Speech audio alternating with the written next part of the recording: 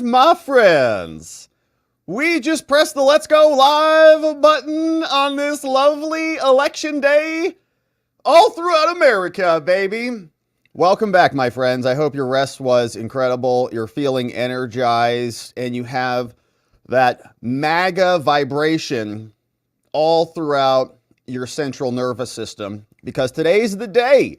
Big day. Hopefully you got your vote in. If you haven't yet, hopefully you've got a plan in place to get your vote in.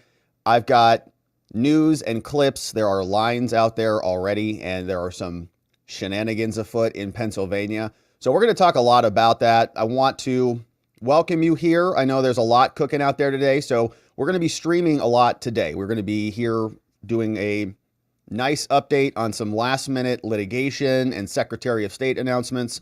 Then we're going to come back tonight and dig into results. But as we go through the show today, we'll be seeing what else is happening. And so thank you for being our eyes and ears out there. Today and tonight, we'll be crowdsourcing a lot of information, seeing what you're seeing, and then presenting it. We've got a bunch of stuff queued up. I've got all the Twitter accounts, the X accounts. Sorry, Elon, don't ban me. For all the secretaries of state, we'll have the New York Times pulled up, the AP pulled up. Then we'll have a 4x4 panel of the news. So we'll be set for this evening. We're super excited about it. It's going to be a great night, but we're not done yet. The big message today from Elon is get out and vote and do it like your life depends on it. If the Dems win this election, they will legalize enough illegals to turn the swing states, and everywhere will be like California. There will be no escape. That is so insane. This is the final. This is it. This is the last chance. Has anybody tried to push back? And I just want to go out and vote. Vote like your life depends on it. Vote like your future depends on it, because it does. This is the last chance, man. Final boss, all right? This is it. Elon's smart dude. He knows what he's talking about. So get those votes in. If you have anybody out there who has not voted, get them to the polls. So we've got a bunch of stuff queued up. We're going to talk about this, the Joe Rogan endorsement. There was a great unification that was happening. Look at this photo. Oh, yeah. Trump and Megyn Kelly in the house unifying the party with Rogan's on board. Megyn Kelly came out last night. If you missed it, we'll play this again this morning. We got a lot of time today, so we'll be playing this. And then we've also got some reaction. Dana Bash was not happy. I can't believe Megyn Kelly went up there and hugged Trump. Very upset about it. So we'll talk about that. We've got reaction. We got Reid Hoffman, who's here. And I don't know what he's covering up back there. I don't know if there's any evidence from Epstein's Island back there or whatever he's covering up with all those little panels. But we'll talk about Reid Hoffman. We've also got RFK Jr. was out. It's election day. Kamala was out door knocking yesterday. This is hilarious. She's like, can we do that takeover again? Because I look like an idiot the first time I walked up here. So we'll talk about that. We've got final predictions that just came skidding in last night. And then we'll jump into what's happening in Pennsylvania, because they said that today there are some problems and paper ballots and scanning problems and blah, blah, blah. So this is fresh out of the oven. We'll talk about it. We'll see what's cooking out there. Then we'll turn our attention to a couple of states. First and foremost, we've got the FBI, which is telling us now that there is a new warning afoot. You can see they just skidded this one in right as the election was coming upon us late in the evening yesterday. A new joint statement about the Russians. So get ready for that one. We'll read through the statement that they have posted for us. Then we'll also talk about what happened in Colorado yesterday, because there was a full hearing that took place about leaky Jena Griswold's password problem. And Ash in America did such a good job of putting together an excerpt of what happened in court yesterday. And I think it went late. We were live as the hearing was wrapping up. So this is about the passwords, the leaky passwords. And we have a full X thread. So we'll read through it. And she did a great job chronicling what went down there in Colorado. Then there's this report from Kyle Clark, who actually went inside the facility. And so we'll see what he found for us there in Colorado before we turn our attention to a new problem again from Kyle Clark. That's all in Colorado. Arizona's got some problems as well. We know we've got a 218,000 voter list that was ordered to be released yesterday, and so that has now been released. And we'll listen to what Fontes said about it, because he came out, our Secretary of State, this is Arizona's Jena Griswold, and he was explaining how the Russians are interfering again in Arizona and how he's upset that he had to release this list. So a bunch of good stuff. Final numbers coming out in Arizona. And then in Michigan, this was an interesting one too. Jocelyn Benson was out yesterday as her final little press briefing, and she got asked a question about changing the recount rules. And she did that. It's just wild. This woman is nuts. But this came out from a FOIA request, a Freedom of Information Act request. And she sent a letter over to her like BFF, which is Dana Nessel, the Attorney General. And she says, well, here's my interpretation of the rules, saying that you can't demand a recount if there's fraud, essentially, is what she's saying. So we'll take a look at that. Then we'll listen to what Jocelyn Benson said, because the media is asking her about this. They said, hey, are you just changing the recount rules like in the middle of the election? What? And she said, well, we're not in a recount yet. So we'll talk about my changes to the rules if we get to a recount. And so we got a bunch of updates on the various states. Then we'll hear from you, see what you have to say about it, and we'll hear from you throughout the show. And we'll see what's percolating. So if anything's popping off, be sure to let us know so that we can discuss it. Now, this is what is happening with the polls. The polls are closing at various times all over the country. So just a quick preview. If you haven't voted yet, this is when the polls close. And so get your booties in there. And it, like I said, I've got some other posts. In fact, I'll just show you right now, just so you're aware of this. In Pennsylvania, lines. And as I was sitting down, I'm seeing, lots of lines here that are now forming. You can see this one, for example, is in Bucks County, Pennsylvania. Look at this. The line at 10:30 a.m. This came over from Athen, Koutsioumbas. Wow, what a name. Koutsioumbas. Incredible. If you'd like to go subscribe to his Substack, very easy. Just go to athenkoutsioumbas.substack.com. Just type that into your browser. You'll get it right the first try, no doubt about it. That's a hell of a name. Anyways, so he's there. He says wrapped around the parking lot. Cars lined up and down the street. Longest line I've seen here by far. Here it is. Not good. Is that Greek?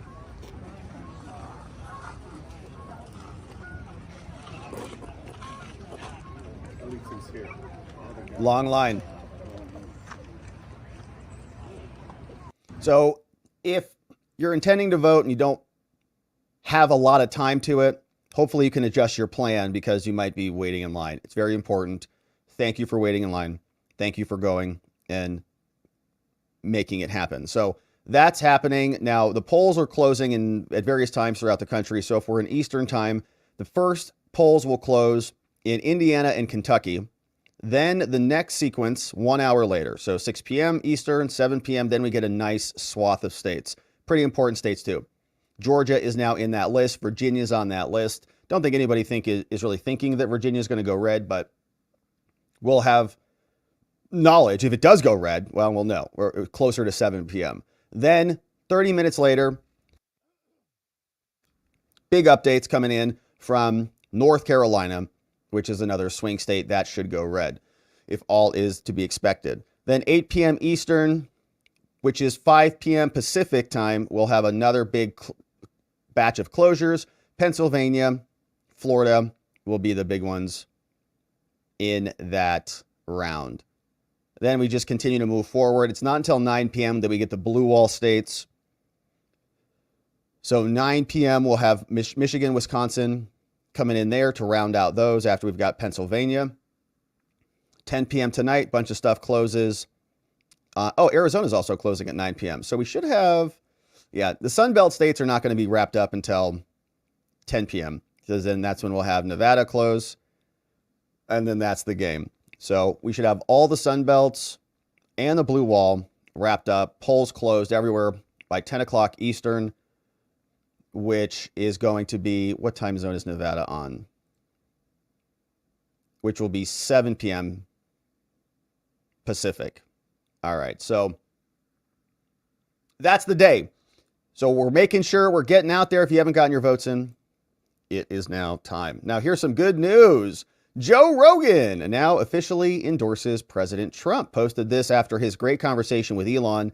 Says that the great and powerful Elon Musk is now here on the Joe Rogan Experience. Says if it wasn't for him, we'd be effed, man. He makes what I think is the most compelling case for Trump you'll hear, and I agree with him every step of the way.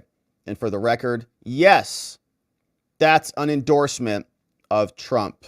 So enjoy the podcast. And it was a good podcast, what I've been able to listen to thus far. We'll certainly finish it. But Trump was excited about it, came out, posted a TikTok on this. Here's a short 8-second bit from the president. I just received word about Joe Rogan's endorsement. He's a fantastic guy, and it's a great honor to receive it. Thank you, Joe, very much. Nicely done. They had a great conversation on the podcast. If you missed it, it was 3 hours of listening, and Kamala Harris never came by. Joe Rogan gave her an open invitation to come on by, but she didn't make that happen. So Elon says, get out and vote. You absolutely have to do it. Trump also was unifying the party with Megyn Kelly.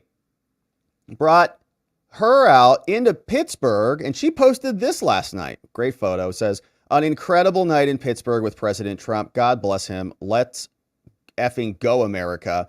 Go vote for him. From Megyn Kelly. Nice photo. Looking good together. Now, somebody was not happy about this at all. You know who? Dana Bash. I can't believe this. Listen to how bitter she is. Because I don't know what this is going to look like under Donald Trump. We're going to have to take a break. I'm being told that Megyn Kelly just announced that she is going to be speaking at Donald Trump's last rally. Megyn Kelly of blood coming out of her wherever fame. That's interesting. An interesting turn of events coming. Oh, she's so mad. You can see it in her face. Oh, that's interesting. Wow. Okay. The blood coming out of her wherever thing. I can't even believe it. Hilarious. So very upset about it. Meanwhile, Megyn Kelly looks absolutely beautiful and is brilliant as always. Here's what she sounded like at the rally. Megyn Kelly is here and she's doing, come up here, Megyn. She ripped the guy apart.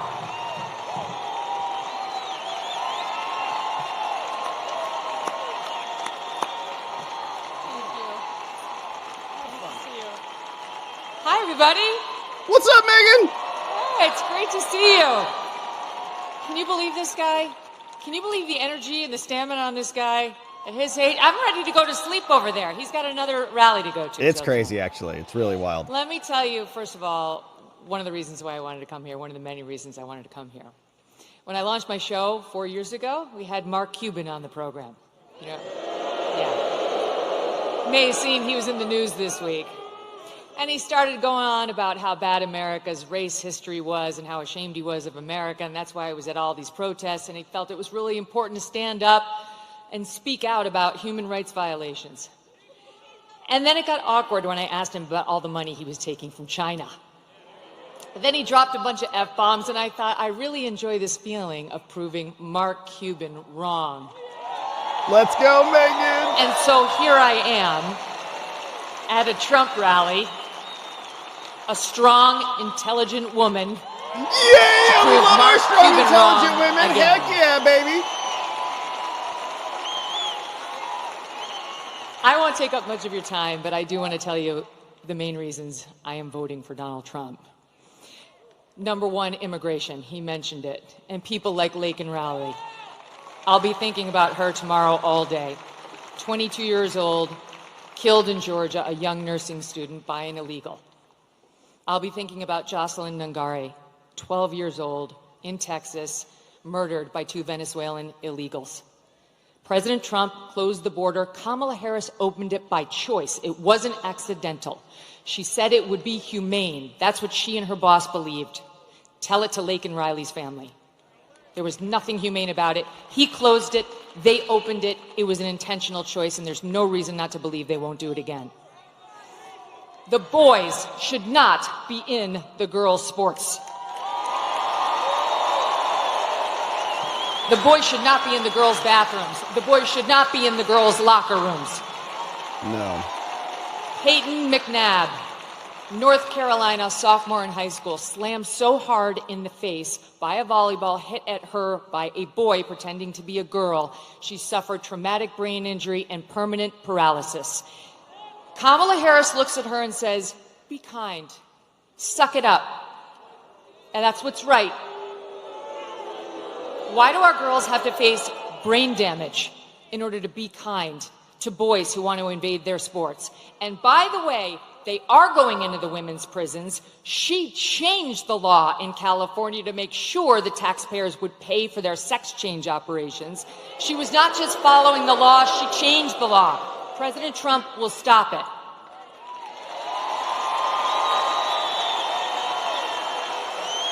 He got mocked by the left for saying he would be a protector of women. He will be a protector of women, and it's why I'm voting for him. Let's go. He will close the border. He will keep the boys out of girls' sports and where they don't belong. And you know what else? One more thing. He will look out for our boys, too. Our forgotten boys and our forgotten men. Guys like you. Guys like these guys who've got the calluses on their hands, who work for a living with the beards and the tats, who maybe have a beer after work and don't want to be judged by people like Oprah and Beyonce, who will never have to face the consequences of her disastrous economic policies. These guys will. He gets it. President Trump gets it. He will not look at our boys like they're second-class citizens. And ladies out there who want a bit of girl power in this election, let me tell you something. How can you win when the sons and the husbands and the brothers and the dads you love are losing? It's not a win. We care, young women and older, about the lives of our children, the safety of our children. And we need not get so obsessed with what happens when they're in the womb that we forget about taking care of them once we're here and they're loved. Last point. What I don't want, what I don't think you want, is the left's version of masculinity. No. No, you see thank that you. ad they did about Trump voters trying to encourage women to lie to their husbands so that they could vote for her instead of Trump? That's their version of what marriage looks like. An overbearing husband who bullies his wife into saying she voted one way as opposed to an honest, open relationship. Oh, wait, I'm talking about Kamala and Doug. Okay, sorry. Where was that story in the news? Where was that story? Backhand Doug? I don't remember a single media person, not one, who sat with him, asked him about the abuse allegations against him by a successful professional attorney, a lawyer who has great details, who has receipts, who has witnesses. No one even asked. I wonder if Megyn knows her. I'm not into their version of toxic masculinity or new masculinity. I prefer the old version. Them, yeah, all of you, and I prefer a president who understands how to be strong and how to fight. I hope all of you do what I did last week. Vote Trump and get 10 friends to vote Trump too. Yeah, let's go! Amazing. Megyn Kelly rocks. All right, she just crushed that. Outstanding. Well done, Megyn Kelly. So she's absolutely right. It's as many people as you can grab, get them out here. Today's the final day. 10 friends to get out there and vote. There's still time on the scoreboard. The clock is still ticking, man. So we can still bank those votes and get them in harder than we've ever gotten them in. So Dana Bash was very unhappy about it, and the media is very upset about it. So they were now trying to dig into this guy, Senator Eric Schmidt. He's over from Missouri. He's calling her out, saying, look, nobody's believing your fake lies anymore. It's like 2 days before the election, 1 day before the election. Now we're at the election. You're still doing the Puerto Rico joke? Are you serious? Come on. Are you okay with that aspect of the messaging in these final days? Well, I just think it's interesting that the focus, you guys, every day you try to create some sort of faux outrage, and I understand why, because Kamala Harris has called President Trump a fascist. Joe Biden has called half of America garbage, and they have nothing to run on. And so every day we find something, you guys try to blow up into something that, quite frankly, no one takes literally. Right. I can't believe you spend this much time on it on the air, but I know why. Because President Trump has the momentum in this race. It's a change election cycle. President Trump, by a 2-1 margin, is viewed as the change candidate. That's a hard reality for some people to accept, but that's what people are focused on, not these clips that you seem to air every day. Oh, nicely done. And I think that's really what it comes okay down with to that? when you kind of boil it down to just the basic fundamentals. Like, can you throw the ball? Can you catch the ball kind of thing? Very basic. What is the zeitgeist, the current aura that we're feeling? I think people want change from the current situation. Now, Kamala has tried to represent herself as the character of change, but people see past that. She's been in the White House for the last 4 years. So one of her biggest fans is Reid Hoffman. Reid Hoffman, the same guy who was funding the E. Jean Carroll lawsuit against President Trump, the same guy who has been reported to have been hanging out with Epstein multiple times. Elon and Tucker have talked about him being very nervous about Trump winning because that Epstein list might come out again. And some billionaires don't want that to happen. Tucker postulated it was him. And I think Elon said it's probably Bill Gates, right? Those guys are pretty plugged in. They probably know, especially Elon, who used to work with Reid Hoffman 20 years ago at PayPal. Well, Reid Hoffman came out. He needed to cover up all the boxes of evidence or, other things that are back there. So he brought out these little panels and said, put those up back there. Can you see through those? No, you can't see anything through those. Yeah. So, all right. So he came out, he posted a video. He says, here's my message to American voters and to Russian bots. I guess that's us. Hey, what's up, Russian bots? Vote for Harris. We'll listen to a little bit. For this Tuesday election, I wanted to address both American voters and Russian bots. And therefore, of course, Twitter is the right place to do that.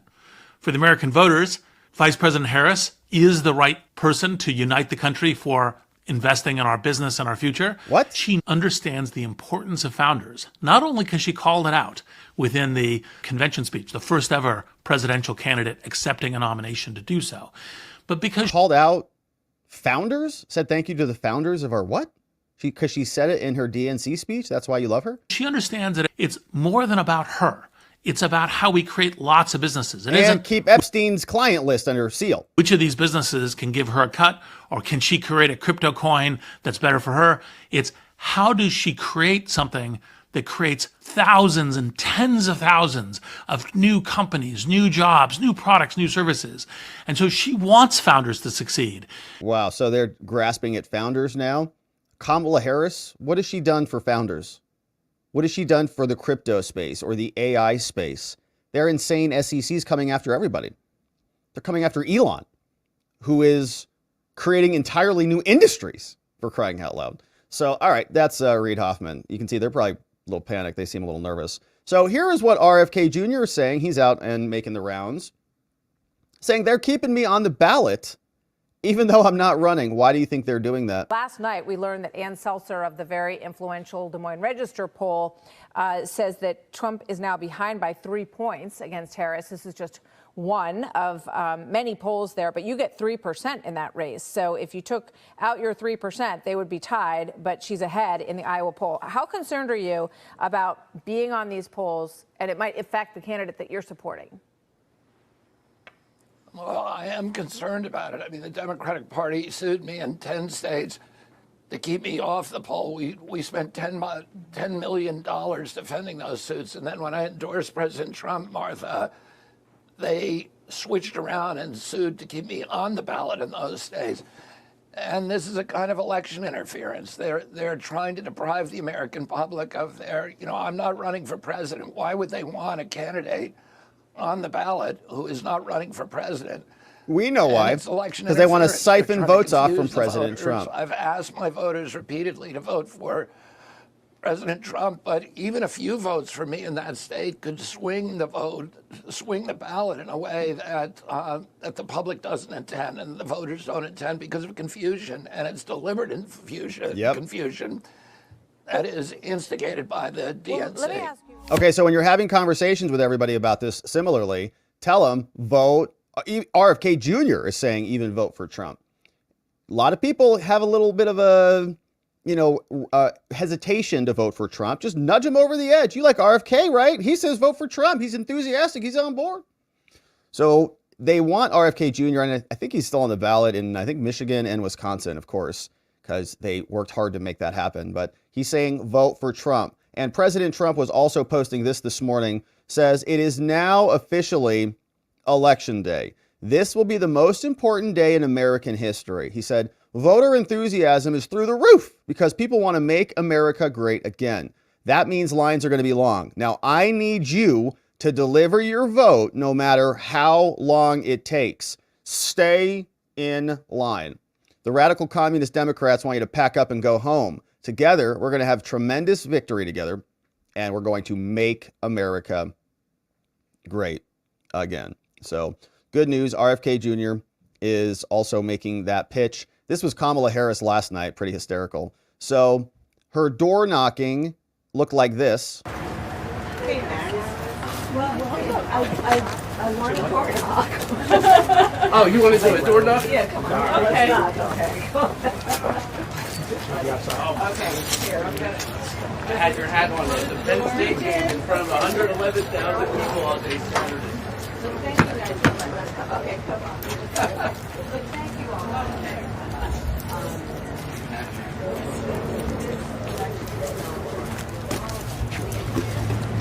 Guys, to the right, please. Thanks.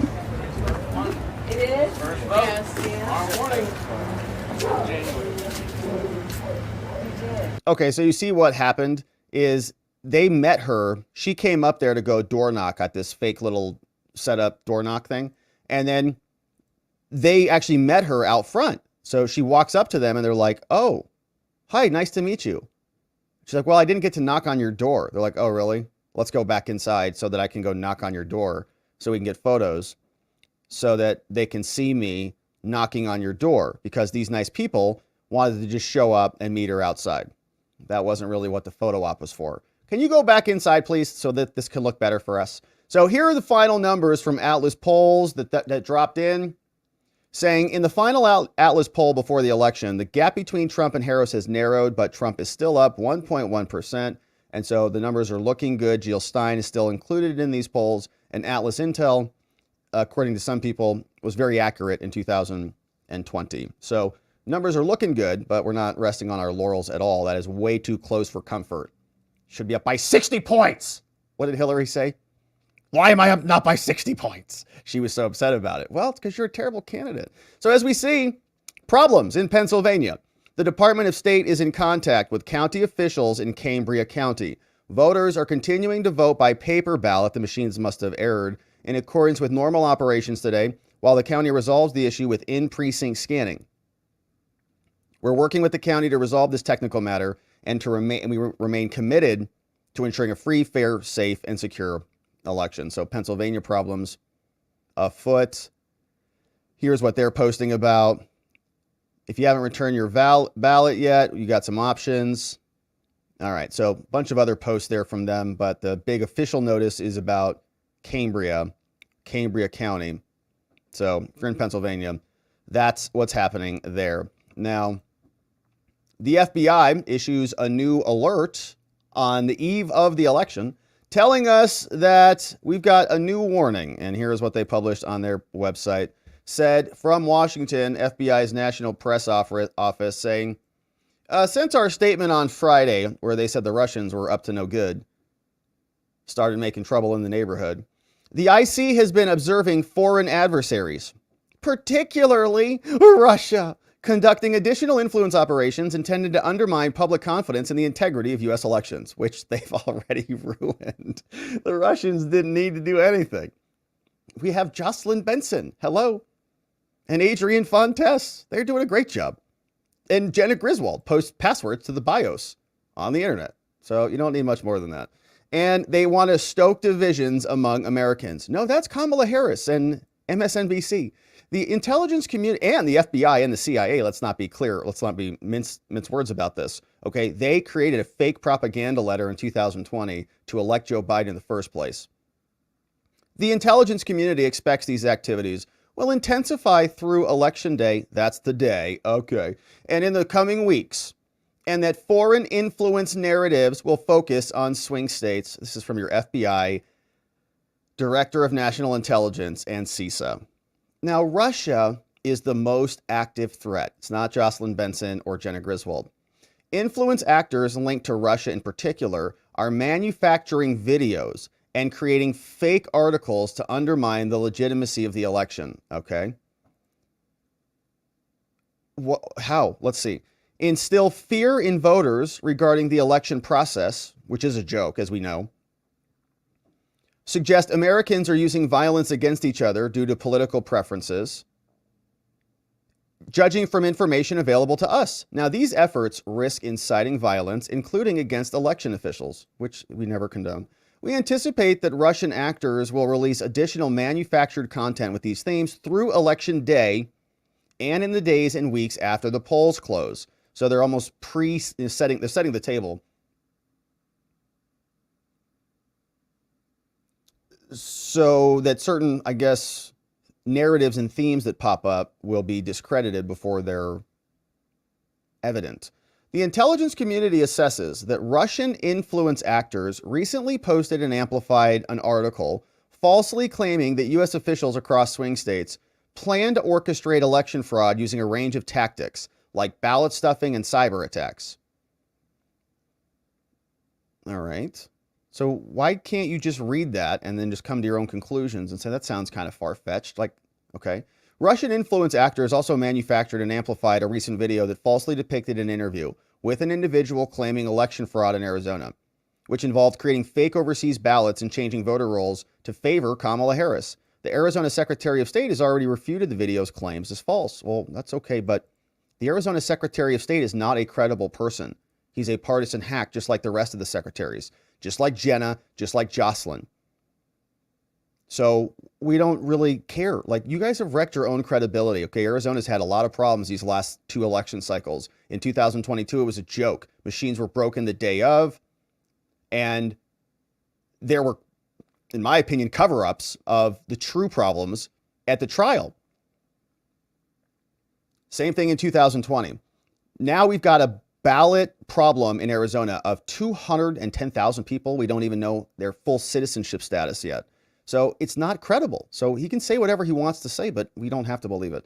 Iran also remains a significant foreign influence threat to the U.S. elections. As noted in a prior update, we've assessed that Iran has conducted malicious cyber activities to compromise Trump's campaign, and the FBI's done that too. Iranian influence actors may also seek to create fake media content intended to suppress voting or stoke violence, all right, as they've done in prior election cycles. You remember all the Iranian threats last time? We previously reported that Iran also remains determined to seek revenge against U.S. officials for eliminating Soleimani, and it's repeatedly highlighted Trump. And did they shoot him, or was that Matthew Crooks? Did Iran set up shop to try to shoot him on a golf course, or was that Ryan Ruth, who wasn't traveling back and forth to Iran? He was going to Ukraine. In light of continued influence efforts by foreign adversaries and the increasing volume of inauthentic content online, okay, inauthentic content. It's the whole mainstream media they're talking about. CISA recommends voters seeking out information from trusted sources, in particular, local election officials like Stephen Richer and Bill Onesie Twosie Gates. The FBI and CISA encourage campaigns to send us information. If you know anything, let us know. That's our FBI. All right, so if there's any bad info that comes out that the FBI doesn't like, they'll just blame Iran and Russia. And we're waiting for it. So can't wait to see what it is. And they did this last time. Remember, Trump won. They said that Hillary had already had her computer scientist unveil a secret hacker connection between Trump and Russia. Then Trump won, and he was dogged the entire time by a fake Russian collusion thing. Same thing happening with Iran. Who knows where else they'll go with it. So that's happening right now. We'll keep our eye on it. Now, meanwhile, in Colorado, leaky Jena Griswold and her password problem were in court, and we have a great X thread courtesy of @AshInAmerica, who was there and is reporting on what happened inside the courtroom where recordings were not allowed. It was live streamed, but you were not able to record anything, and so I do not believe there are any recordings available. But we have the very next best thing, courtesy of Ash, who was there and is giving us the chronicles of what happened. We're in Colorado. In the Jena Griswold leaky password case, Libertarian Party suing Jena, largely to invalidate all of the machines. There's a little bit of a delay in the court proceedings. Everybody's twiddling their thumbs there, sitting in the courtroom waiting for the judge.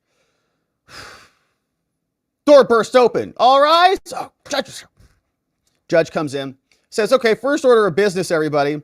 Now, in the courtroom, our observation limit has been reached. We are now packed in here, so nobody else is coming in, says the judge. Now, she's reading her order for the courtroom conduct now. There, well, you know about outbursts. Oh, don't share it. Okay. Now, where do we begin here? Well, Your Honor, we have an emergency motion to intervene. Thank you, Mr. Justice. Says, petitioners, having no objection, respondents object. So the government objects to this guy coming in. They say, well, he can't come in. This is just a generalized grievance now. So Mr. Justice, he's trying to insert himself into this case. Remember, the Libertarian Party is suing Jena, saying that the machines are invalidated because they have to go through logic and accuracy and certifications and testing and validations, and there's a trusted build of the software, and then they put it on the machine. And then when you go in there and you start changing passwords and checking logs and doing a bunch of things, you're now manipulating the system. So you have to have a retrusted build because you just changed something. It's a trusted build without changing it. Once you change it, it's not trusted anymore. So then you have to have an actual process for creating a new build, image it back onto the machines, go through logic and all that stuff. And Jena didn't. She just deployed overnight with the help of the governor. They said they had air assets, whatever that means. And they updated all the passwords on all the machines, touched all of them without any opportunity for the Republican Party to even file a lawsuit or object or anything. So libertarians sue. Now this guy is wanting to intervene. So he says, Mr. Justice is speaking. Your Honor, this is why I'm here today. I'm intervening as an elector, and I'm asking for a different remedy here to solve this rather than throwing the machines out. The judge says, well, I've reviewed rules 24A2 here, and I've reviewed your emergency verified petition to intervene here. And the court notes that on page 8 of 9, Mr. Justice, the intervener requests that the Secretary of State, Jena, so this guy wants Jena, to direct the clerks to conduct a specific analysis prior to certification of the election following a hand count. Okay, so the Libertarian Party wants something. This guy wants something different. Now, the court notes that Mr. Justice's remedy is different than the Libertarian Party and says the respondent argued against the requested remedy, citing risk-limiting audit. So they say, so the government comes back and says, well, we don't need you to intervene here. We don't need any of these remedies, Your Honor. They're all bad because we're just going to do an audit and we're going to show you there were no problems here. Judge says, oh, that makes sense to me. So, Mr. Justice, your motion to intervene is denied. So he does not come in.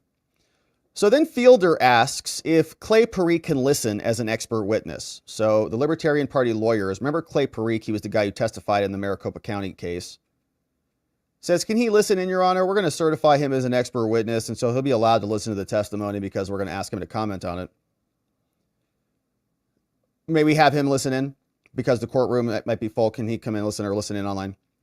The government, Jena's office, Your Honor, we object. We don't think Clay Parikh is an expert at all, actually. So we're not going to qualify him as an expert. It's okay if he wants to listen, but we don't think he's qualified at all. So then they bring in the Attorney General's office. Jena can't handle it on her own, so she brings in the AG for some backup. And a paralegal from the AG's office is also present. The three attorneys representing the Secretary of State, says Ash in America reporting. And by the way, Ash is a writer, host, activist. She's a victor, obviously. Says, be unconquerable. Amazing. Make sure you're following her at Ash in America on X. Says, the three attorneys representing the Secretary of State are entirely from the AG's office. Reminder that Chris Beal, who's Jena's little B, Chris B, he's Jena's little B, and he just doing her work for her because she can't do it herself. Reminder that he was outside counsel for the Secretary of State from the AG's office before he became the Deputy Secretary of State. Okay, so it's one big, disgusting, incestuous relationship. Now, Ash says, court allows Parikh plus the respondent witnesses, Rudy and Edelman, from the Secretary of State's office to watch via WebEx. So now all these people are piling in. So then the Libertarian Party is making their argument. He's making opening remarks now. He says, Your Honor, let me go through this list. I'm showing you this one and this one, and this one, and this one, and this one, and this one. And as you can see, it's 63 of 64 counties across Colorado. This is unprecedented, meaning I haven't found any precedent for what has happened here, like ever at all, never. Citing the specific statutes, you can read the complaint at that link. We read the full complaint here from the Libertarian Party. It was great. Now, Ash says, now we're not really talking about certification, okay? Like that's not what we're talking about here. We're talking about decommissioning the breached devices. When you went in, you manipulated them. They say we're talking about a fair and accurate vote count. Now, any device that is subject to a live password breach implicates the devices in the county more broadly. And so this is a major security problem, and we're talking about decommissioning all of these machines. But now I also, in addition to that, there were technical problems. But in addition, I want to talk about what Jena did in the aftermath of this. Okay, not only was there a problem, but they tried to cover it up, Your Honor. They didn't reveal this to the clerk or to the public until after the story broke. And so what they've done is even worse. Then the government comes up and says, Your Honor, this is a bunch of red herring nonsense. Quite frankly, Your Honor, the issue is no one takes more seriously than the secretary and the deputy secretary. Okay, we've been on this from the beginning. Says the passwords are obsolete anyways. They've been changed. Yeah, you went to all the machines and changed them. So our position is that the Secretary of State is in strict compliance with the rules that were promulgated by the Secretary of State. And I can't even believe, okay. She says, I'm not kidding. She literally said that, which is insane, okay? Because Jena passed her rules for herself and then executed the rules. And then they said in court that Jena is in strict compliance with the rules that were promulgated by Jena. In court, they're telling a judge, well, she followed the rules. Oh, she followed the rules. She just made the rules like 2 days ago. Didn't notify anybody about it at all. Just did it with the governor. New rule. They fixed the passwords. Then she goes into court and says, I'm just following the rules. Don't get mad at me. Saying the requested remedy, if you do this, would create chaos in all 64 counties. Like you can't decommission these machines. That's insane. We're in the middle of an election. And by the way, Your Honor, we don't even believe the court has the authority to even tell us to not use the machines. Wow. You can't even tell us to stop using them. We're going to use them whether you like it or not. Now they're saying that the Libertarian Party, they didn't even test the components, Your Honor, after this brief. So they don't even know what they're talking about, okay? They didn't even look at the machines. They didn't touch them. So they have no personal knowledge of the machines. The machines are fine. And by the way, Your Honor, we're asking this court to find that you lack jurisdiction over this case. All right. You shouldn't even be hearing this case. They filed it illegally. They don't have a standing. They don't have whatever it was. You don't have jurisdiction.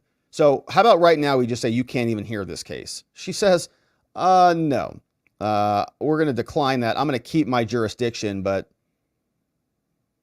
we're going to make a record here. So we're going to go through the hearing today, and we're going to keep the case. So the judge says, all right, we can begin. Libertarian Party, come on in here. Government, I'm not sure who this witness is.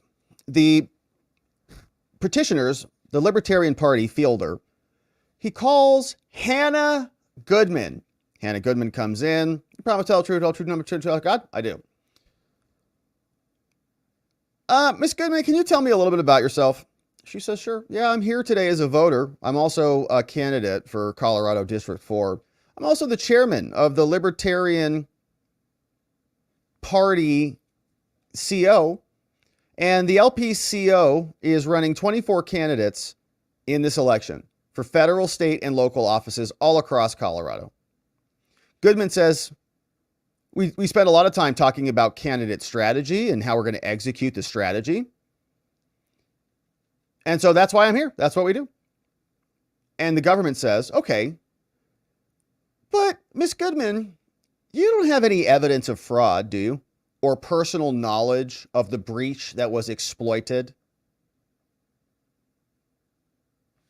And you also lost your prior election, didn't you? You did? Oh, no further questions. So let's say she has no knowledge, no personal knowledge, and she lost. Oh, so you're just mad because you lost, aren't you? You're biased. That's why you're here. Got it.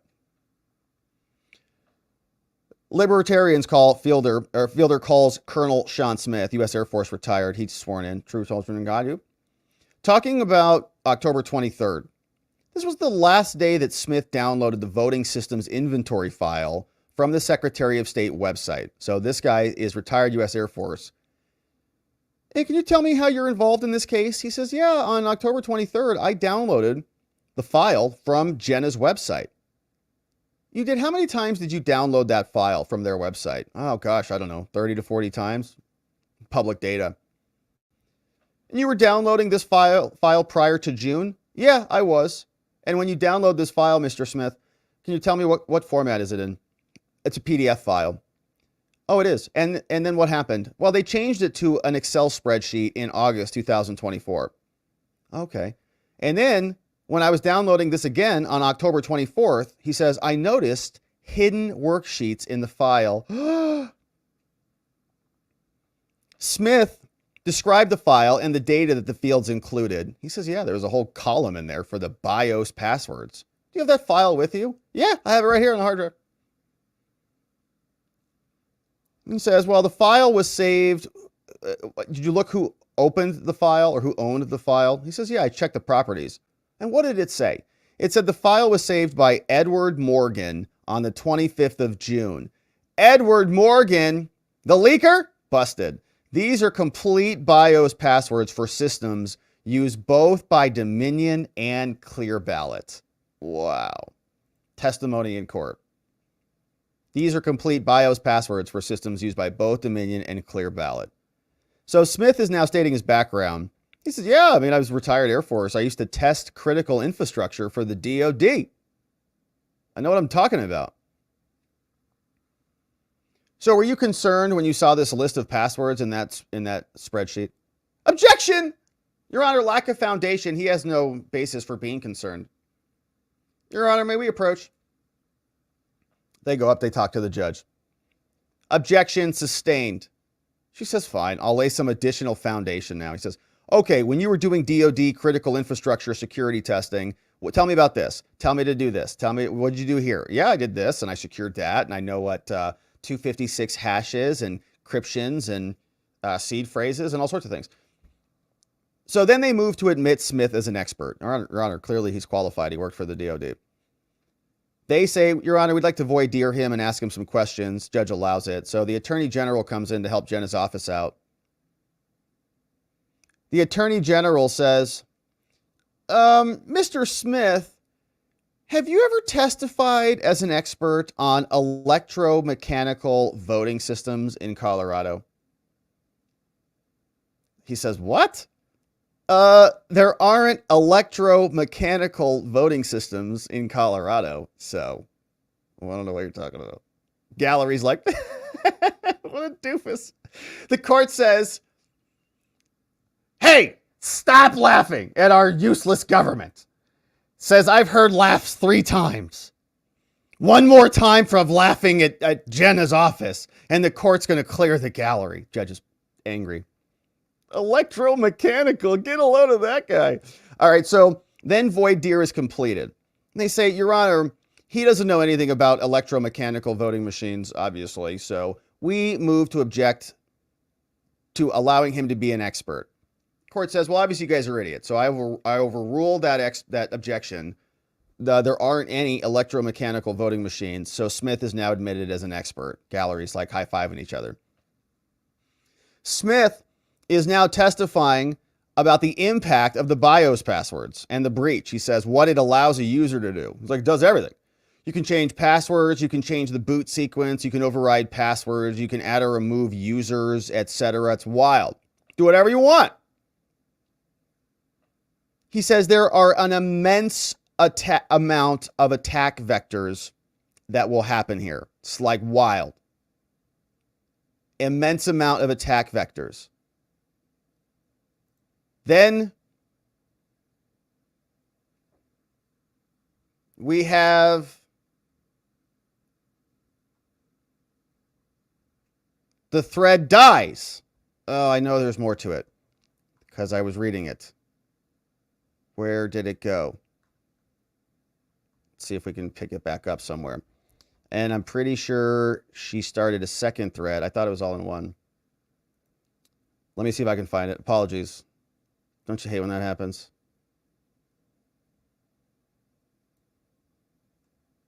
Let's see.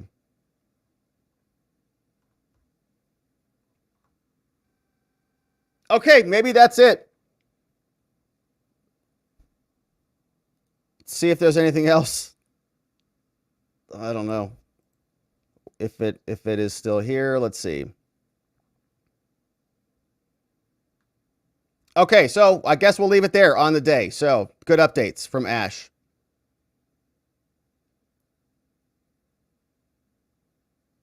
And I don't know what happened to the rest of the thread, but we're left hanging on the edge of our seats, man. All right, so I guess that's what's happening in Colorado. Good update. All right, so we'll turn our attention now to what's happening inside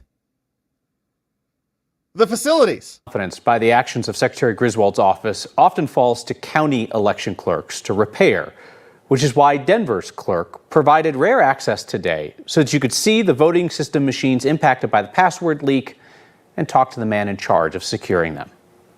We came down to the Denver County Clerk and Recorder's office to see what layers of physical and IT security somebody would have to get through if they had one of the passwords leaked by Secretary of State Jena Griswold's office. So for the purposes of this experiment, let's just say I have the leaked password. Jena rocks 1! Exclamation mark. They always make you put in one of those marks. All right, we've got the password. It's probably what the passwords were. We're going to try to get in.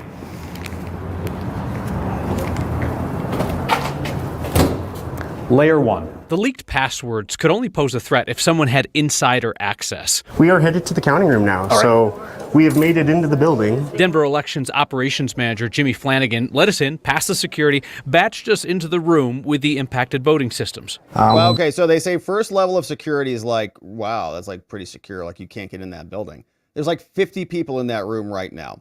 Right? I'm sure a ton of people have access to that room. Get you in. Denver had 20 machines affected. This is one of them. It tallies votes as paper ballots are scanned.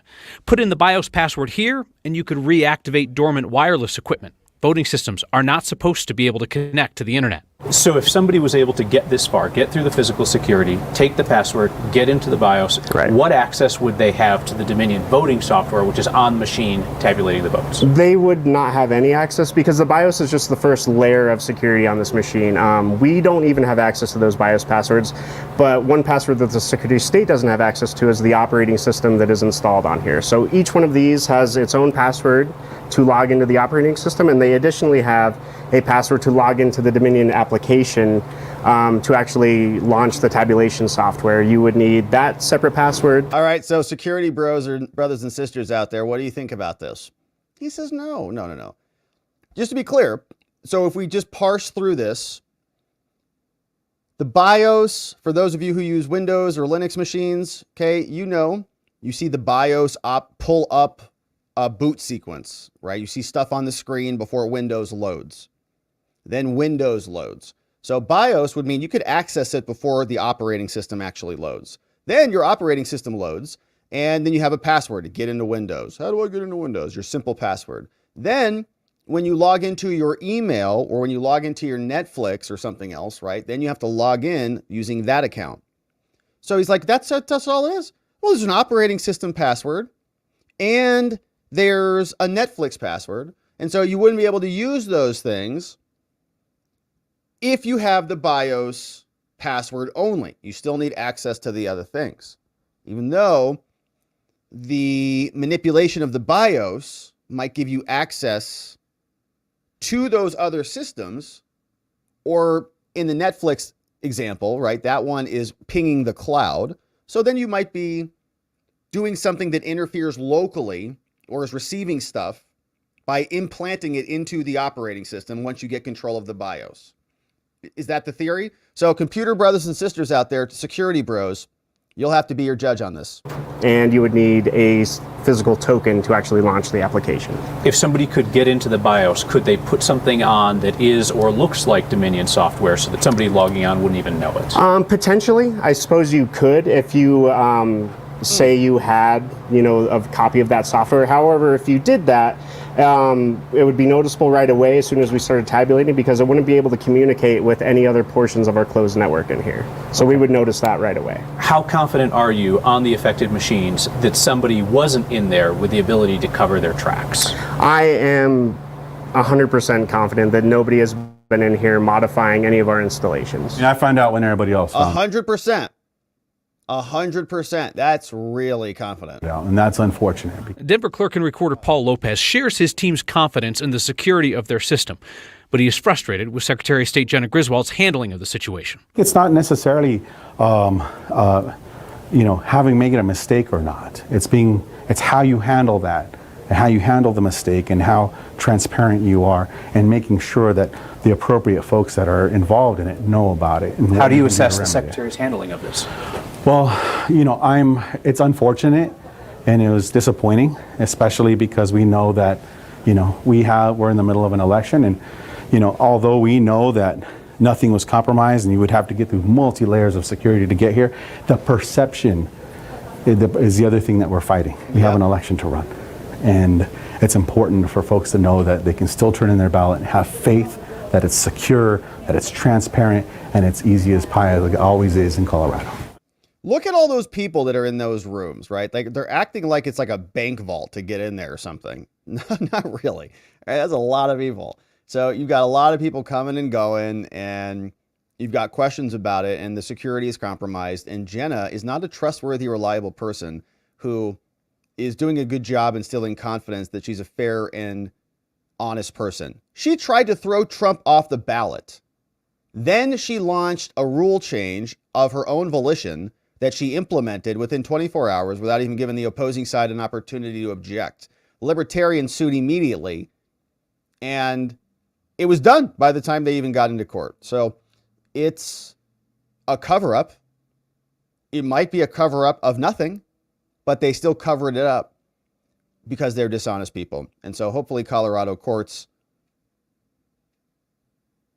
institute a remedy. We'll see what it will be. Now, we'll turn our attention over to Arizona because we've got some questions afoot in Arizona. And here's another one.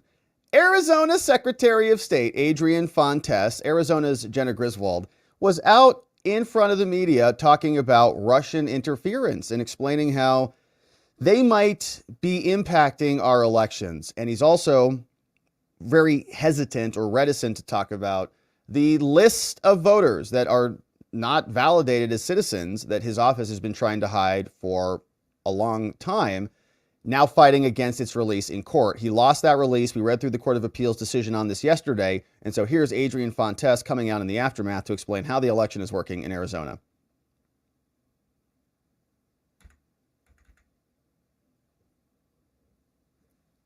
Now let's get this volume going. Where is the volume?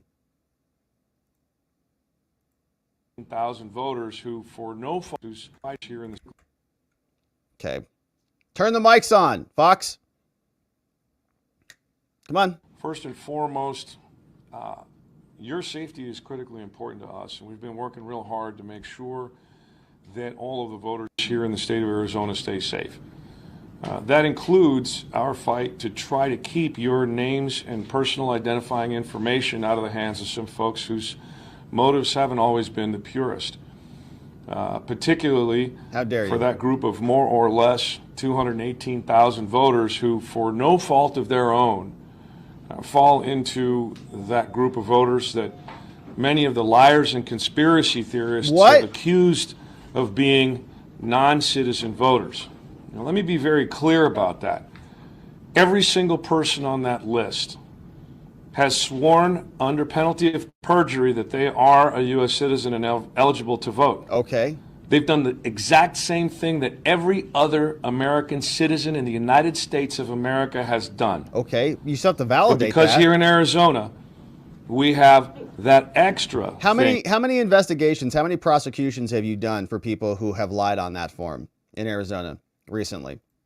That needs to be done. That extra documented proof of citizenship. Yeah, because our border's not wide required open. Anywhere else in the country. Doesn't matter. It's Now required we here. find ourselves in this quagmire.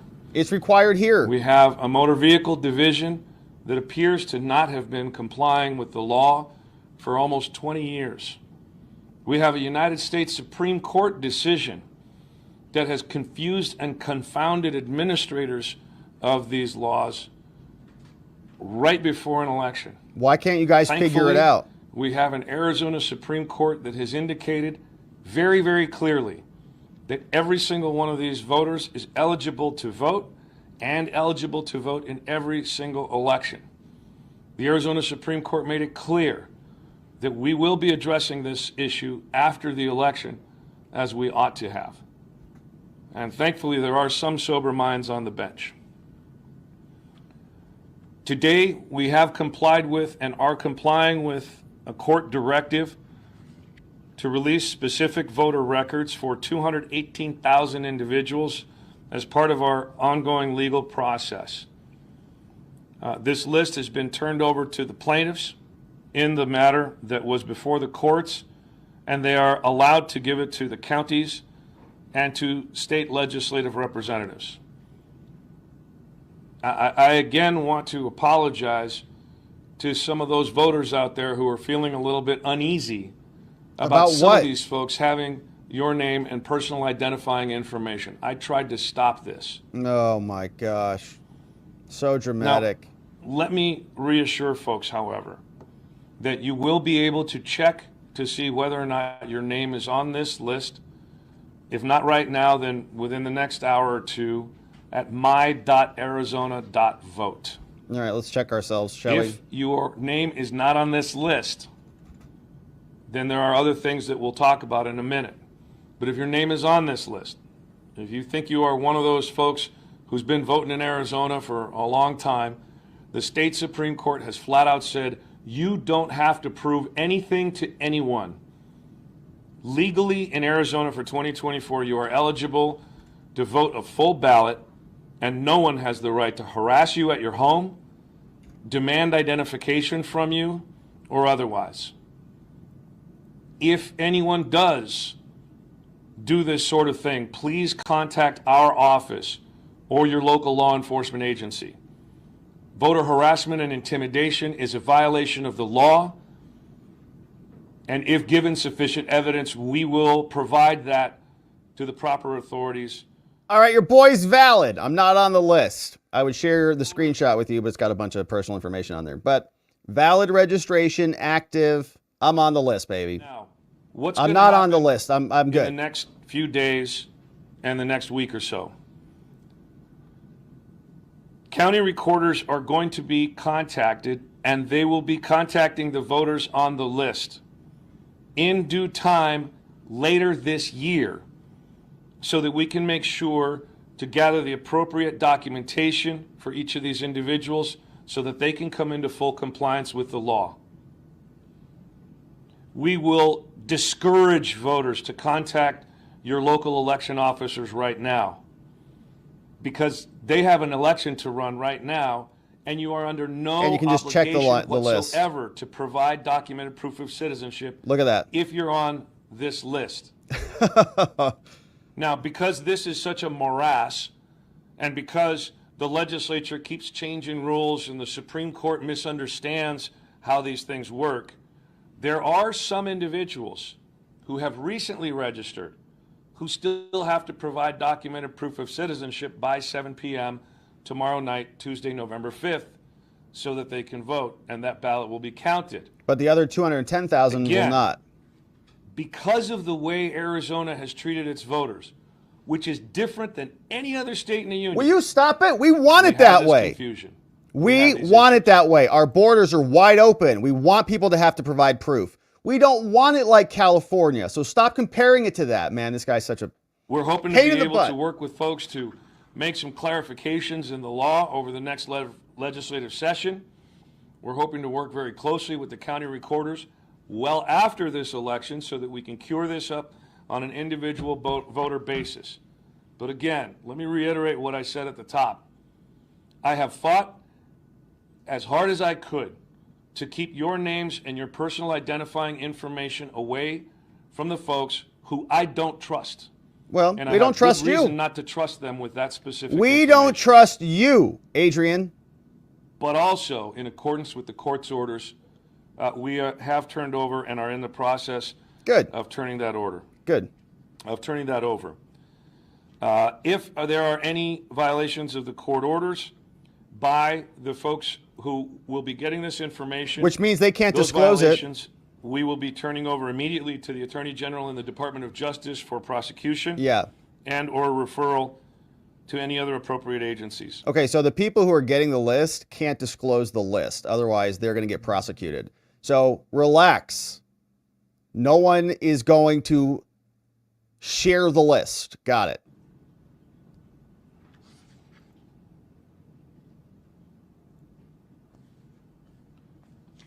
Anything else?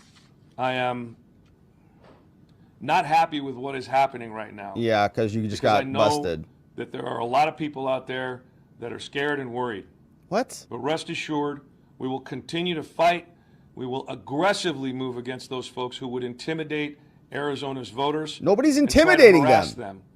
just because of who they are or because of the lies and conspiracies that keep getting foisted on our voters by folks who mean this democracy harm.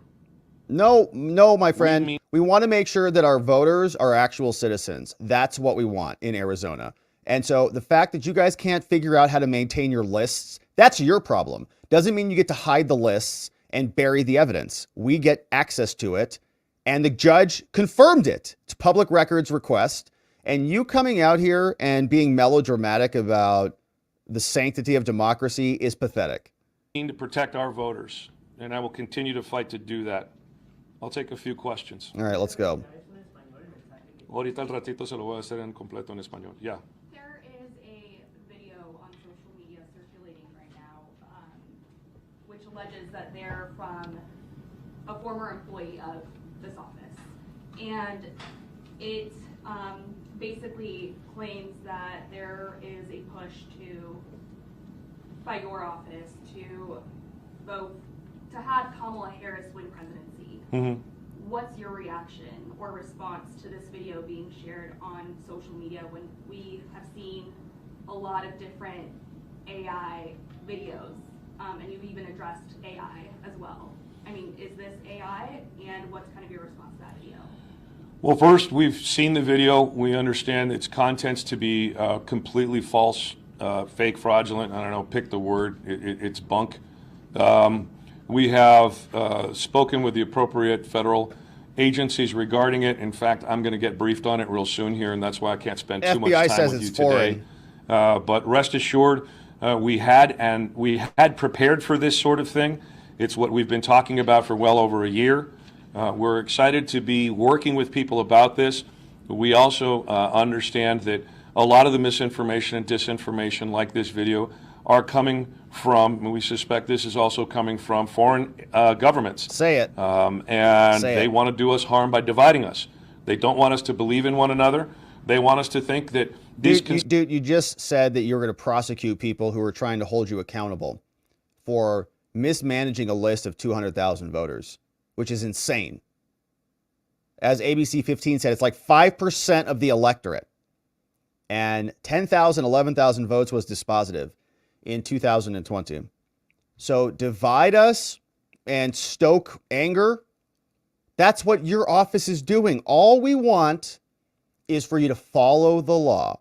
We want people who are citizens to be voting in our elections. It's not complicated business. The fact that you have to hem and haw and you can't even be honest about your list and then you come around and blame everybody else for doing our due diligence to hold you accountable, that is the job of journalists and investigators. It's to hold the government accountable. You don't just get to sit there and have everybody default to good faith, believing you're just a good people who are interested in free and fair elections. We know you're not. Conspiracy theories are true. That the governor's giving me orders, to falsify stuff, and that we're packing, voting rolls and all this stuff. It's another piece of the nonsense. But the enthusiasm that the voters are showing with this incredible turnout, the fact that people are willing to stand in line to get that vote cast, gives me hope. It's the voters that motivate me to continue these fights. And so we're going to keep fighting for them on all sides. Yes, ma'am. Even the non-citizens, yeah. Can you speak to why Pinal County and Maricopa County were under the impression that they needed to verify Depop before tomorrow, despite the Supreme Court ruling? There's been reporting from both feet about that. Well, this is another one of the problems that we have in Arizona's crazy bifurcated system that gets, sort of beefed up by some of these weird statutes from the legislature, and then, again, these strange sorts of... This guy hates our laws. He hates it. I can't believe we have to do these systems. We have to check, and other states don't have to check. It's very confusing. He hates it, and he's in charge of executing them. Rulings we got even from the United States Supreme Court, where they would say, well, if you use this form, you're good to go, and if you use that form, you can't vote. I mean, this is where we are right now. And so it doesn't surprise me at all that anybody's confused about this. Oh, my We've been doing our level best to talk to the counties. No, you haven't. It's not complicated. Just become a citizen. You get a full ballot, right? If you're a citizen, you get a full ballot. And you verify it. You just check it. Have the government actually do their due diligence. Don't let a list of 200,000 people accumulate and aggregate over the years. It's not that complicated, really. You just have to do it. You just have to do the work. They don't want to do the work because they'd rather live in a confusopoly, to borrow Scott Adams' term, where everything's confusing by design because you make your money in the gray area. The grift is in the gray area. You make your money in the madness in the middle. It's what they want. It's very simple. Just check. Help them understand what our understanding of the law is. But at the end of the day, these are very difficult and complicated spaces that we're operating in. No, they're not. And I can't believe how much time I've got to spend with my lawyers just to unravel some of these crazy rules. So you don't have to follow it down our throats by a legislature Whoa! that's more interested in seeming tough. And then when we ask for resources to make these systems work, they deny us. So I'm less impressed with that. Mary Jo? Wow, this guy is very angry at the law, which is a bummer because he's supposed to be impacting and actually imposing the law, right? Executing the law. So my.arizona.vote is where individuals can go if they suspect that they might be among that pool of 200,000 people. Go online. Set up earlier. This has been percolating for weeks. Well, the website's been set up, and we've got the final hooks that are getting put into place right now. But I'll be honest with you, Mary Jo, we've got an election to run. And we've got a whole host of other things that we've been needing to deal with. This is part of that. This guy, I can't even believe is in office in Arizona. And we were actually hopeful that the courts would be a little more sympathetic to our voters and that we wouldn't have to engage in this. But because we got there, we needed to do just a couple of minor tweaks to get these things up. myarizona.vote is going to have some instructions in there right at the top. You'll have to do some logging in and some verification of identity before you get to whether or not you're on the list. But that's just a safety feature so that we can verify that folks are actually checking on their own information. So you can't get other voters' information off of that. You can only check for yourself. you've got to be able to check for yourself. This isn't going to be something where it's readily available for a whole bunch of people to check on a whole bunch of folks' other stuff. There's a whole bunch of data pieces that are unique to individual voters in there.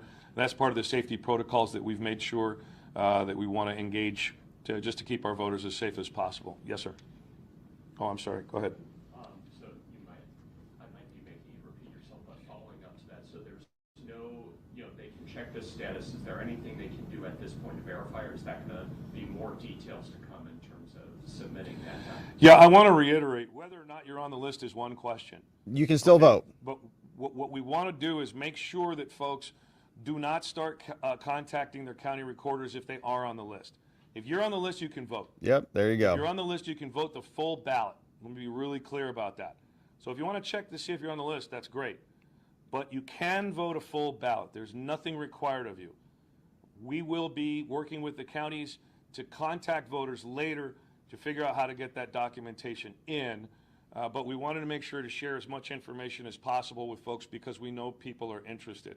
They've got so much more work to do between now and the end of this election into certification. We just don't want those folks to be inundated with a ton of requests right now. But at the same time, we've got these competing interests of all this data being pushed out there potentially by these other groups. And so that's sort of the balance that we have to strike. And unfortunately, these folks have made it so that it falls on the shoulders of our voters. And that's another regrettable consequence of this sort of thing. No, that is your fault. This is your fault. You don't get to blame the people who are suing to get access to the records. That's all they want, is just to look at the list. How dare you blame them for uncovering your incompetence and the government's failures? It is blaming the victims, okay? The people suing are voters who have a right to have their vote not diluted by people who should not be voting on a terribly managed list. He's basically blaming the victims. How dare you discover that I'm victimizing you? Yeah, we discovered it. We're sick of it. You got called out on it. Now he's coming out pounding the table, acting like he's fighting on behalf of the voters. The voters don't want their votes diluted by 200,000 people, some of whom may not be actual legitimate people on the list. So it's going to say on the website, do not contact your recorder just yet, or is it? I don't know what the particular verbiage is in the letter. I haven't actually seen it myself. We've got it ready. It's up, and I'm sure folks will be able to see it real soon. But we're encouraging folks to just, in fact, we could probably check on that for you. We're encouraging folks not to check in yet. I have another question about the website. What are the data points I would need to check? Like my birth date, address, full name, social security Yeah, number? name. I just did it. Last four of your social. Yeah, the data points are Name, date of birth, last so you're four gonna have to social, start DL with number. your county, your last name, your date of birth, and then once you get to search by voter, you're also going to have to provide Driver's license number or social security number. Here, I'll show you. There's an identification method that's indicated on there, and then you'll provide some other identification, including, for example, tribal ID numbers and things of this nature. Select your county, last name, date of birth, method, ID, It'll pop tribal up ID. with your voter information. There's an or option the to ID. correct. If not, and then there will be a drop-down menu that'll ask, and it'll say new right at the top. Is my name on the MVD? Yeah, public so they're release? just trying to see who's on the list so they can validate the list and say, are these citizens or not? And let's audit the list and see who's on there. It's not disqualifying anybody from voting. Who was next? Yeah. You said not for people on the list to not contact now, but what is that next step in the coming weeks, coming months for people on that list? Nothing, just yeah, vote. so first and foremost, we want to take care of this election. If you're on the list, you're eligible. Please don't contact your county recorders. Once we get past this election and all of the work those folks need to do for this election, then we will make sure that we start contacting folks from the 15 different county recorders' offices. I'm sure. We'll be assisting them in any way that we can, and then the information exchange can start. That's going to happen later this year. Don't forget, the canvass is not until November 20th. That's when the bulk of the work at the counties specific to this election is going to get kind of starting to wind down. So it's going to take a little bit of time. We're asking folks just to be patient. So to clarify, people on the list should wait to be contacted. Absolutely, people on the list should wait to be contacted, and if you are on the list, you are eligible to vote a full ballot. according to the Arizona Supreme Court. Yeah. Can you speak to the volume of calls and types of calls you've been getting from voters who think they might be potentially on this list over the past weeks, and specifically after that data was released this morning? I know that some of the folks who have received that list had tweeted out that they did on social media. Yeah, I don't have any specific data as to that because we're right in the middle of an election and people are calling for all kinds of different reasons right now. So at some point we'll get some data breakdown on the category of the calls, but I don't have any of that information for you right now. But have there been any reports of voter intimidation so far? Well, nobody had the list until just within the last couple hours. So those folks that I think might be planning what they're planning haven't really started that stuff yet. Planning what they're planning. And make sure our voters are safe. What are you talking There you go. about? Yeah, thank you. Great question. What are they planning? What are they planning? Look at him. What's your question? Answer this one there, Adrian. Let's see. I'll tell you exactly what I think some of these folks are planning. I think they're planning on going after voters who they might politically disagree with. I think they're planning on knocking on their doors and trying to intimidating them out of voting. I mean, these folks are shameless in their legal efforts. They believe that their right to investigate and harass What's your evidence for that? What's your evidence for that? Voters is more important than their voters' vote right to actually cast a ballot.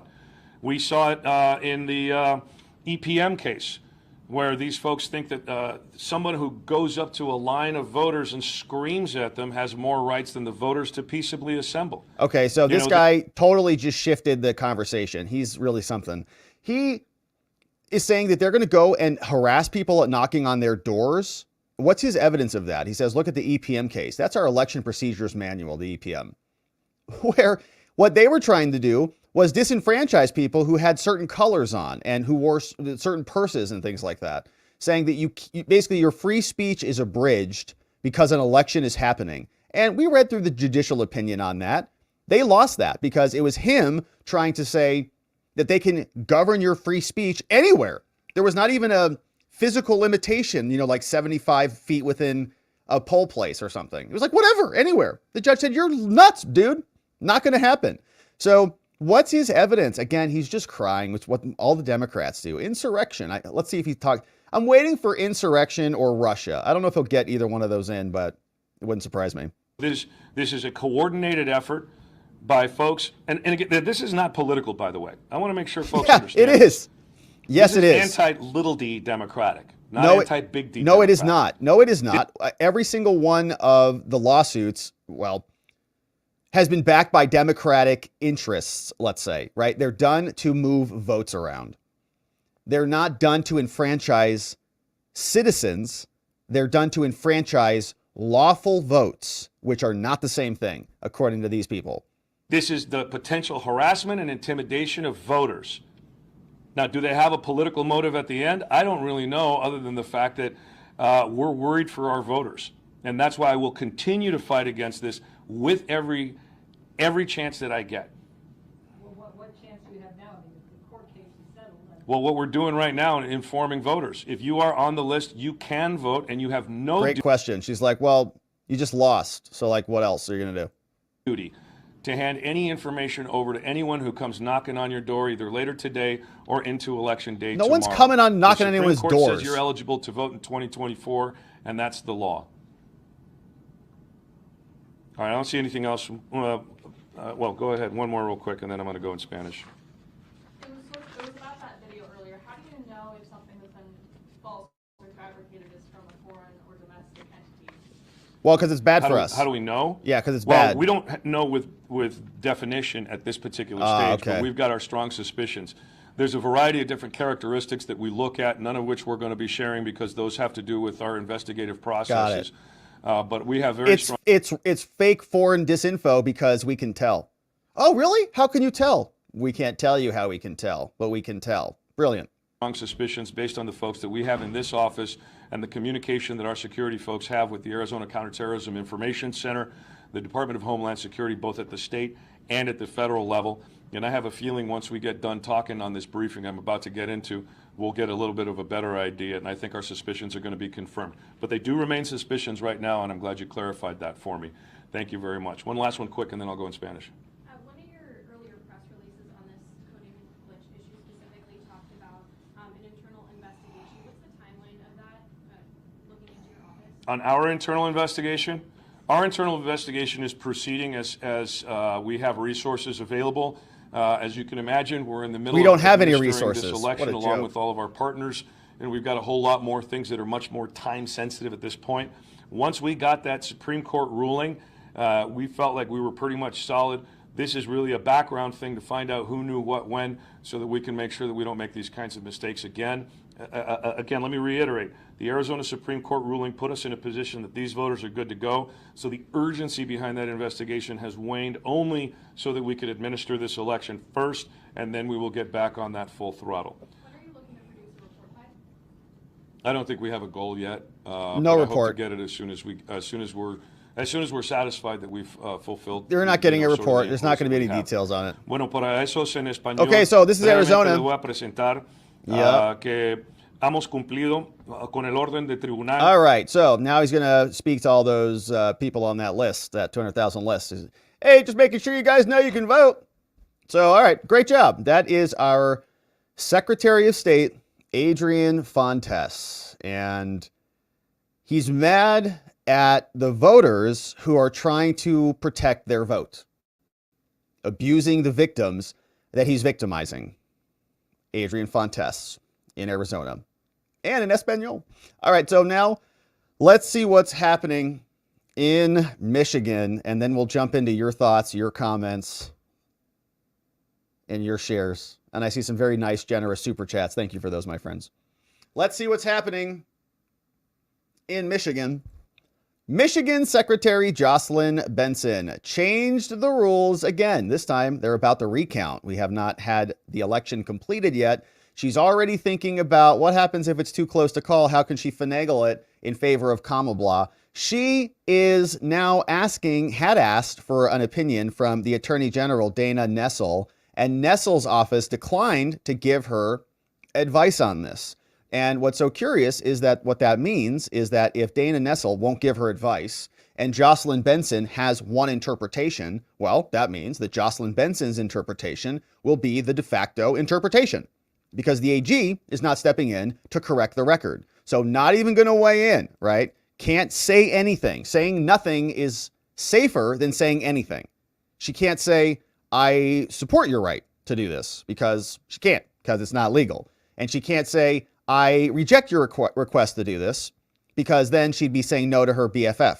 So what she said, that she's decided against issuing an opinion. Isn't that incredible? So they can just change the recount rules. Here's what Jocelyn Benson sent over. She said, all right, dear Dana Nessel, and they're like the three amigos there in Michigan, Big Gretch Rona, Jocelyn Benson, and Dana Nessel, the AG. All BFFs, hate Trump and Republicans and I think white males, says, Dear Attorney General Nessel, this is coming from Jocelyn Benson's office. So watch what she does. She's going to change the rules here in real time and then deploy this all throughout the state. And she just did this October 23rd. This came out. She tried to hide all of this. This came out from a FOIA request that was obtained by FOIA Services Michigan. Finally cracked the lid on this. But here's what Jocelyn's doing. She says, okay, listen, Dana, I'm writing to request an opinion from your office about specific procedures that are related to recounts.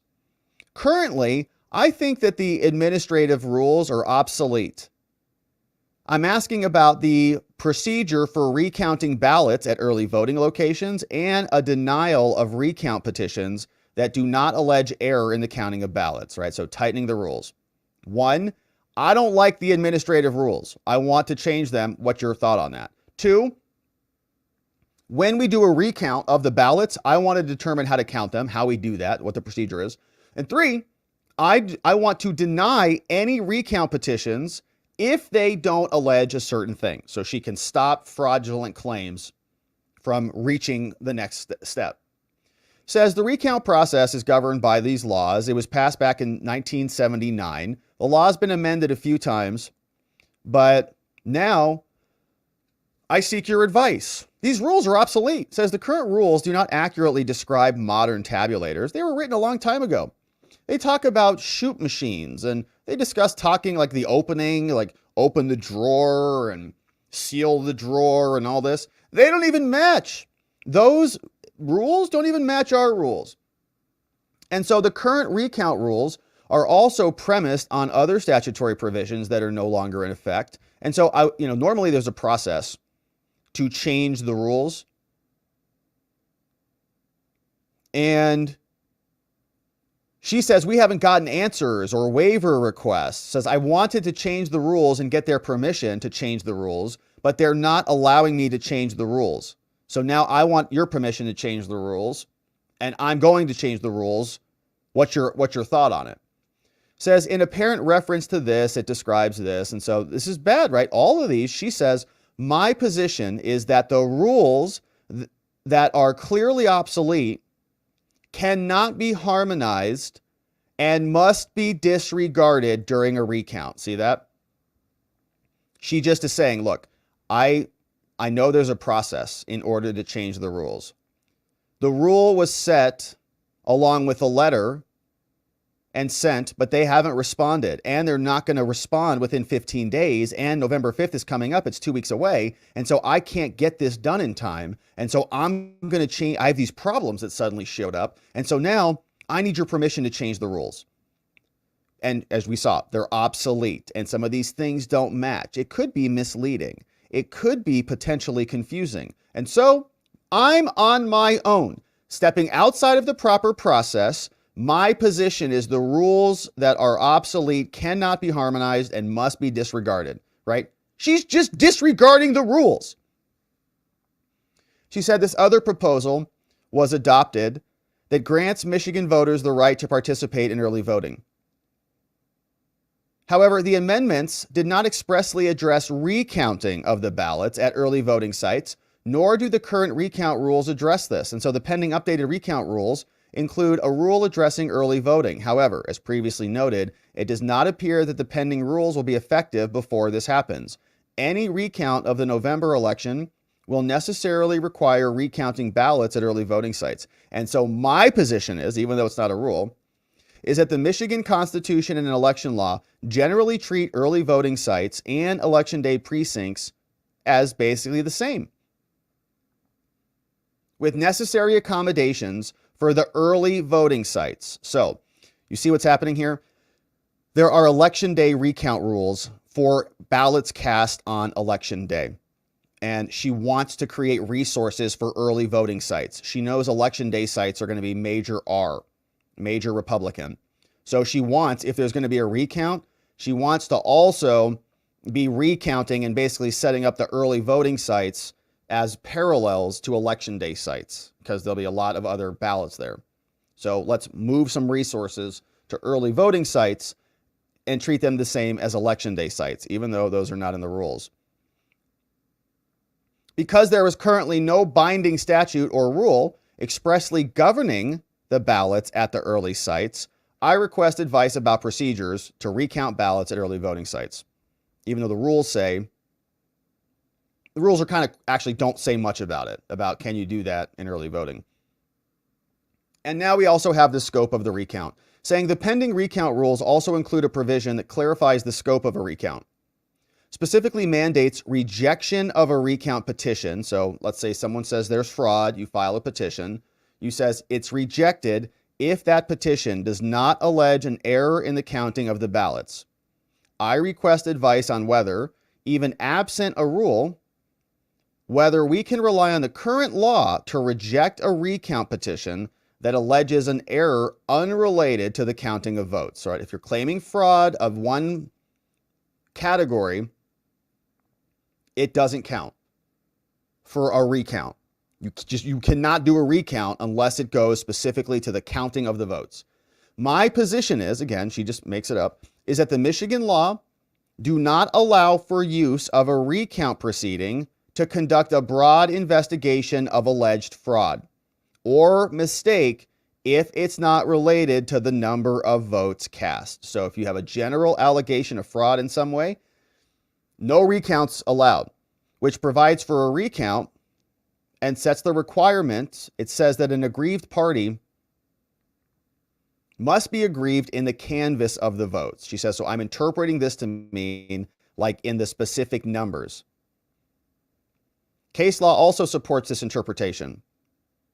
And so you have to have a good faith belief that there's mistake or fraud, and you've got a reasonable chance of winning the election. Otherwise, if you believe that a mistake occurred because of fraud or because of error, the fraud or error must be in the counting of the ballots. Other mistakes, other frauds, other things don't matter. It must be in the counting of the ballots. So very, very narrowly interpreting the permissible scope of standing kind of for who can bring a fraud claim in Michigan. Says, in conclusion, I respectfully request your formal opinion regarding these 3 issues. And Dana has declined to provide her opinion. Very convenient. Says, I'm not going to give you any, I'm declining to do it. Our office's process for deliberating and answering opinions would make it impossible to answer these questions before the election. And so we're not going to issue an opinion after much deliberation and discussion. And so Jocelyn Benson just changes the rules right in the middle of the election on her own.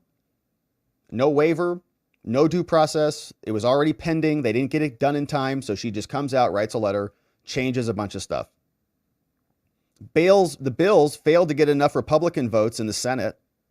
And so it's not going to take effect until 2025. The whole point of a recount is to make sure we're getting the most accurate count of ballots. Benson submitted the request to the rulemaking committee.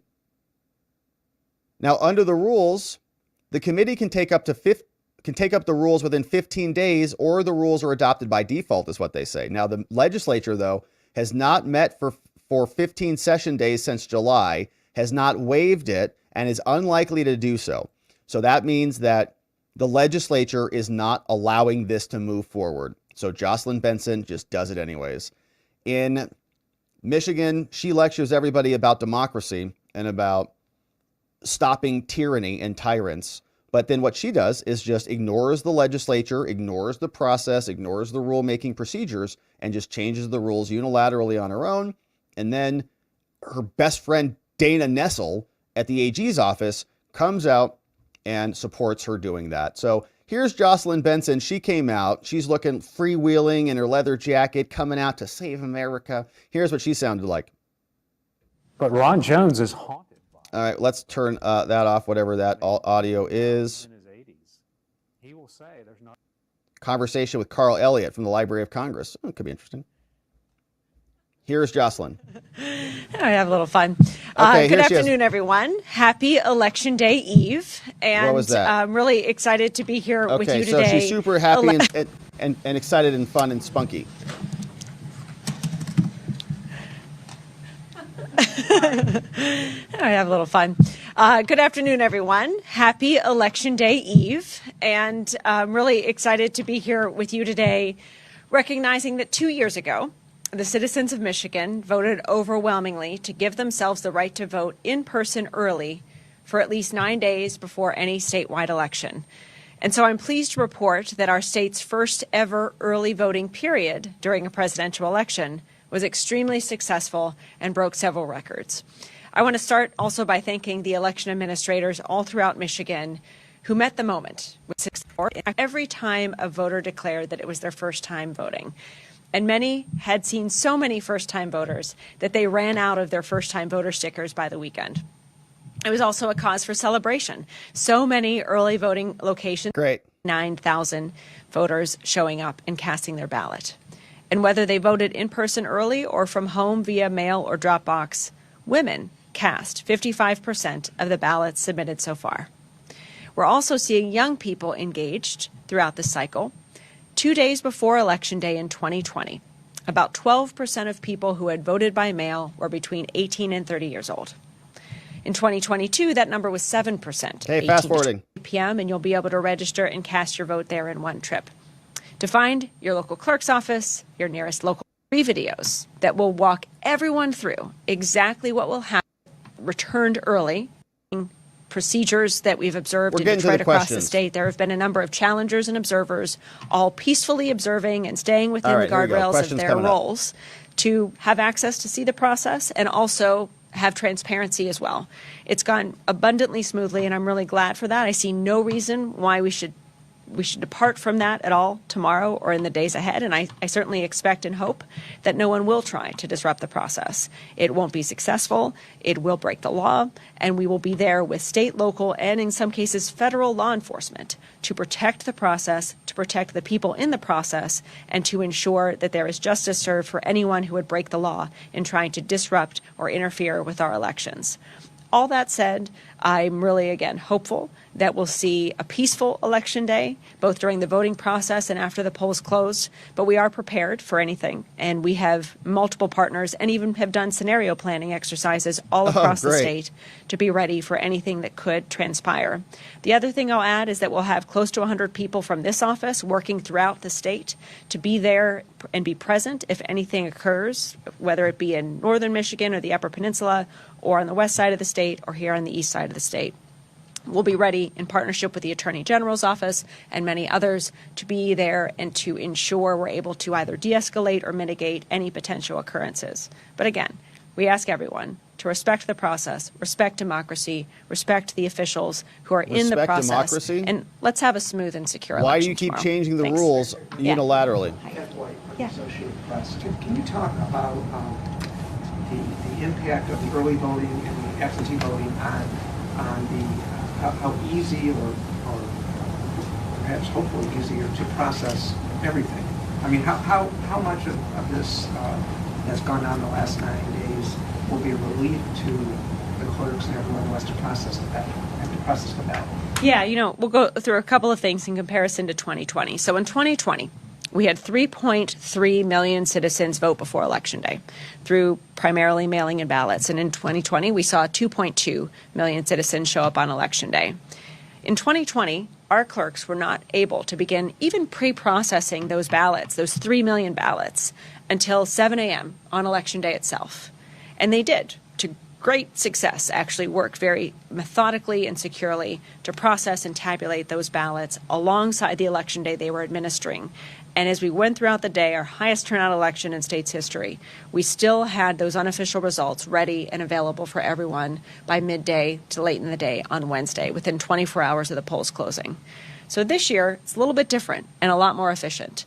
This year, those, in this case, currently 2 million ballots that have been sent back through the mail or at drop boxes, with 1 million of those early votes already being tabulated and voted at early voting centers. Those 2 million have, many of which have been returned early. 82% are already back. And as of Monday, October 28th, clerks had the ability to begin pre-processing and feeding those ballots into the machines as well. So that puts us in an extremely good position to handle any late-coming ballots that are returned on Tuesday or today, which will be processed and tabulated just as they would if they were returned at any other time, to go through that. But we'll have a much smaller number of those ballots this time and much higher capacity to efficiently and securely and accurately process and tabulate those ballots tomorrow. All that to say is we'll see how things unfold, but I'm very optimistic and hopeful that we'll have those unofficial results in sooner than we did in 2020. And that is part of what I'll be able to update everyone on at 9 o'clock tomorrow night. All right, so we're going to fast forward to the recount section, which is up here. She still takes questions, and so there were some questions about changing the rules. Here's that. We would really ask everyone to respect the process, respect our election workers, but no, we will be there swiftly to ensure accountability if anyone does go beyond the bounds of what's permitted. There are some efforts to change the recount rules ahead of this election. Can you give us an update on where those efforts stand and what standard will be used for considering recounts after We can get that to you. I think we're focused on just tomorrow right now, but if and when we get to a recount process, we'll have more conversations about that and what the procedures might be. Answer it now. Question. As far as the Michigan voting dashboard goes, do you have any data in terms of traffic to that website, on what parts of the state people have been seeing it, viewing it from? Yeah, that's a great question. I have not pulled that data, but we can. And we've been focused on the election data as opposed to the traffic of the website, but we'll certainly be able to, I believe, get some of that information to you either now or in the near future. Thanks. Yeah. Last week, there was a pretty big story out of Ann Arbor about a student who had voted illegally, didn't have the proper citizenship to vote. We're not sure if it was a mistake or what happened. Can you talk in terms of that, the efforts and measures that are in place to ensure accuracy and transparency throughout tomorrow and the early voting count? Yeah, you know, when people choose to break the law, whether they're lying or they're producing false documentation, whether they are falsifying signatures, we will catch it. Voting is a public record, and those public records of who votes in Michigan and elsewhere have been scoured over many times in past elections. And to that point, it really reemphasizes how this incident was an isolated incident. And at the same time, you will see not just swift justice, as you saw here. I'm grateful to the swift actions of the clerk and the local prosecutor, but also very serious consequences for this particular individual. And we'll see how the facts bear out. All right. So an update here from Adam.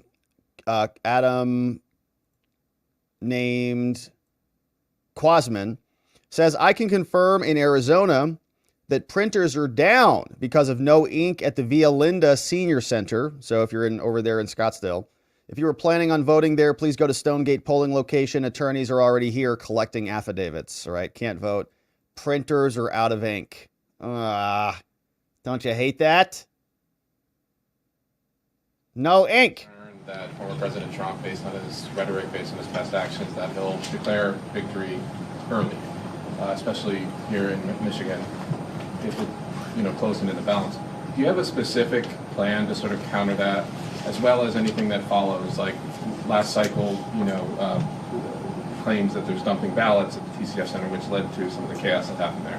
Mm-hmm. So in that kind of a scenario, if it happens again, do you have a specific plan about something to do differently this time? Yeah, well, I'll say a couple things. First, candidates don't get to decide who wins elections. Voters do. And so we will keep reminding folks or the CIA. And candidates certainly can say and will say whatever they want to say. It doesn't change the facts. It doesn't change the tallies of the votes that are cast on paper ballots that will be audited after the fact and securely tabulated throughout the election to ensure the accuracy of the results, whatever those results may be. We hope and expect and ask all candidates to respect the will of the people and respect those results and not claim something is true when it's not.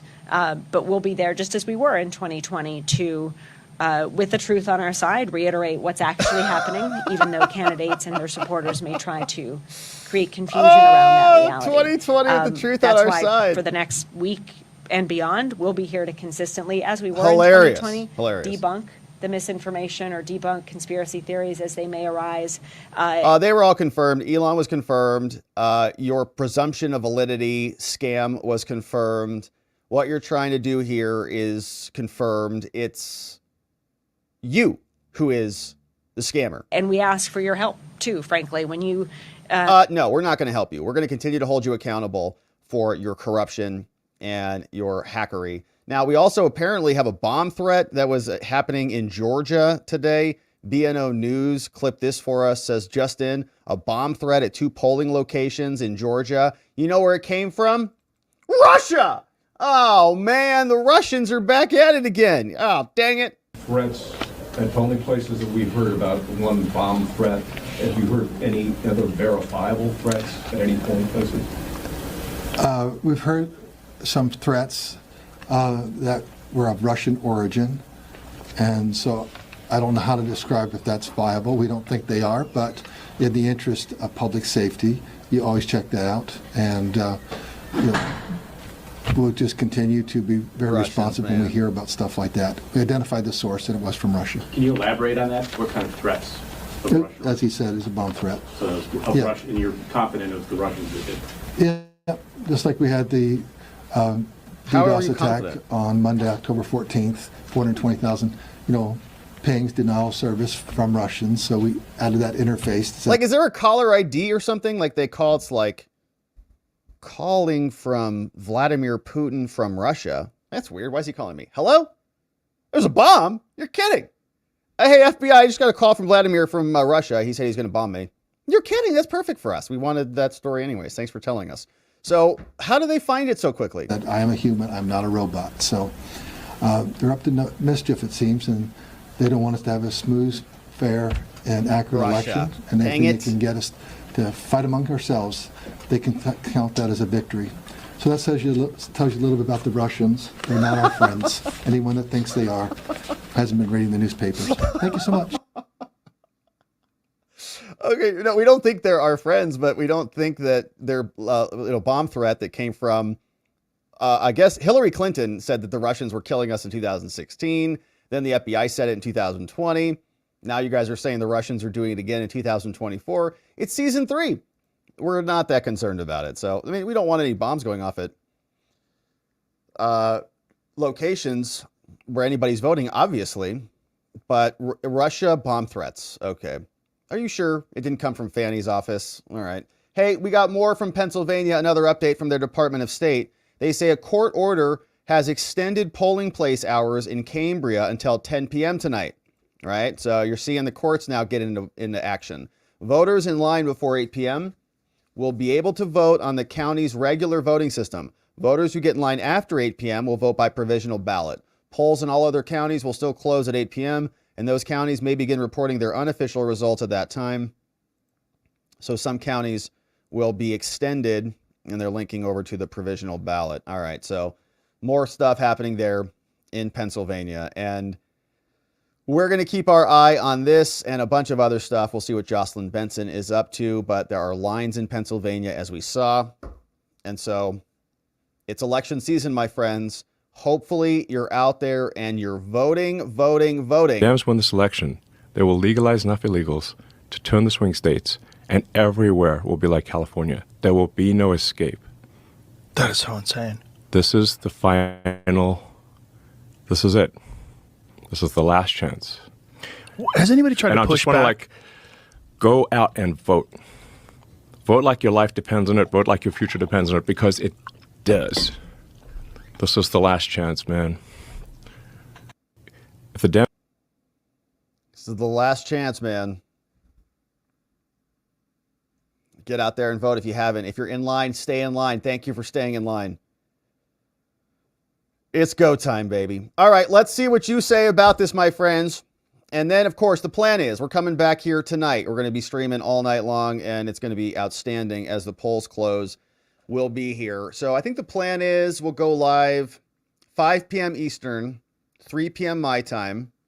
First polls will close about 6:30, and we'll just poke around. It's going to be a super casual stream. We'll just see what the news has for us. We'll jip in on the cable stations. Let me show you what we got coming up for this, so we can then check back in. So if you're worried that you're not going to be able to, if you're going to miss some of the cable news stuff, I know you're going to be probably like me. You'll have 50 different tabs open, and we'll be going through it together. But we'll also be able to jip in with the cable news and to see what they say, and just kind of check in on it. So let's see here. Right, so we got the 4x4 panel, and we can poke around and see what's happening. So right now you can see 2020 Biden numbers. We got the electoral battleground counts. Here, let's do this. We'll just jip in on this and see what's cooking right now. Staged moments. Like, I don't understand it. Does no one like her? Like, look, girlfriend, I'm going to check. All right, so that's over on Fox. If we're going to stage this. Polls closing 8 p.m. Eastern. We'll be live at 5, so we'll be hanging out. We'll be jipping around. Here's what MSNBC sounds like. We have to look very clearly at what Donald Trump has planned for our communities and for Arab and Muslim Americans in particular. I am someone who I'm no stranger to the kind of violence and policy violence that Donald Trump intends to champion in our country. All right, so you get it. Staffer. You get how it works. So we'll be checking back in. We're going to have a ton of information just pouring into our brains together, and we'll be going through it together. It's going to be a historic night. Very excited to be going through it with you. And so we'll come back in a few hours to start again. But until then, we've got some comments, my friends. Thanks for sending these in. Hey, Tony Hay Muckets. What a nice thing to say. Tony Hay bringing in 5 membos. Thank you, Tony Hay. No name, but coffee first. We got Waffle Salter is here. KV and Fluffy Cat gifted membos courtesy of Tony Hay. Thank you, Tony Hay, for bringing those membos in. Let's see who else we got, my friends. We've got, where did these go? Let's see here. Tony Hay Munkets. Hey, Flea Speech says, thank you, Bobby G. Good luck, USA. Here's a $5 for the arm drum roll that I sure do miss. Hello, my friends, and welcome back to yeah, that's right. We kind of stopped doing that. That's right. The drum roll. Yeah, I miss you. I miss it too, Flea Speech. Thanks for the reminder on it. Hey, Oni is here. Oni. Oh, that's nice. Oni. Hey, Christopher Harriman Sr. coming in as a member. Rena Manilova. We got Bahira. We got Penelope McGowan and Solistic Glow. Gifted membos. Thank you, Oni. Hey, Rick Donner says Dixonville Notch was a tie. Hopefully that's bad news for Kamala. I saw that. Yeah, I saw that. So let's pull that one up. That's a fun one. Dixonville Notch was, what is that, in Connecticut? Something? New Hampshire. Yeah, so first votes were cast. And we had a video of that. Let's see if I can find it.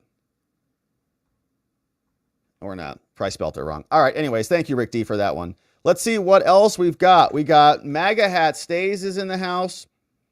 Shouting this out. Says, Trump, baby, Trump. Heck yeah. Good to see you, MAGA Hat Stays. Thank you for that one. We got Joe Maz. Says, as a native son of California, Elon is right about amnesty and single party rule. Yeah, California is a beautiful state that they've wrecked. And we don't want the rest of our world country to live like that. Thank you, Joe Maz. Hey, what say Sadie? Says, save us. Vote for Trump. It's our friendly cats. It's Peanut and it's Fred the raccoon. May they rest in peace. Victims of liberalism. Art Pollard says, vote, my friends, vote. So we may be unburdened by what has been. We really need it. Art Pollard, what's up, Art? 10 months as a member. That's a baby. +1. Thank you for that, Art. Nice to have you. Voice says, even after tonight, stay vigilant, my friends, and aware. It's not over till inauguration and maybe even after. It's good advice, Voice.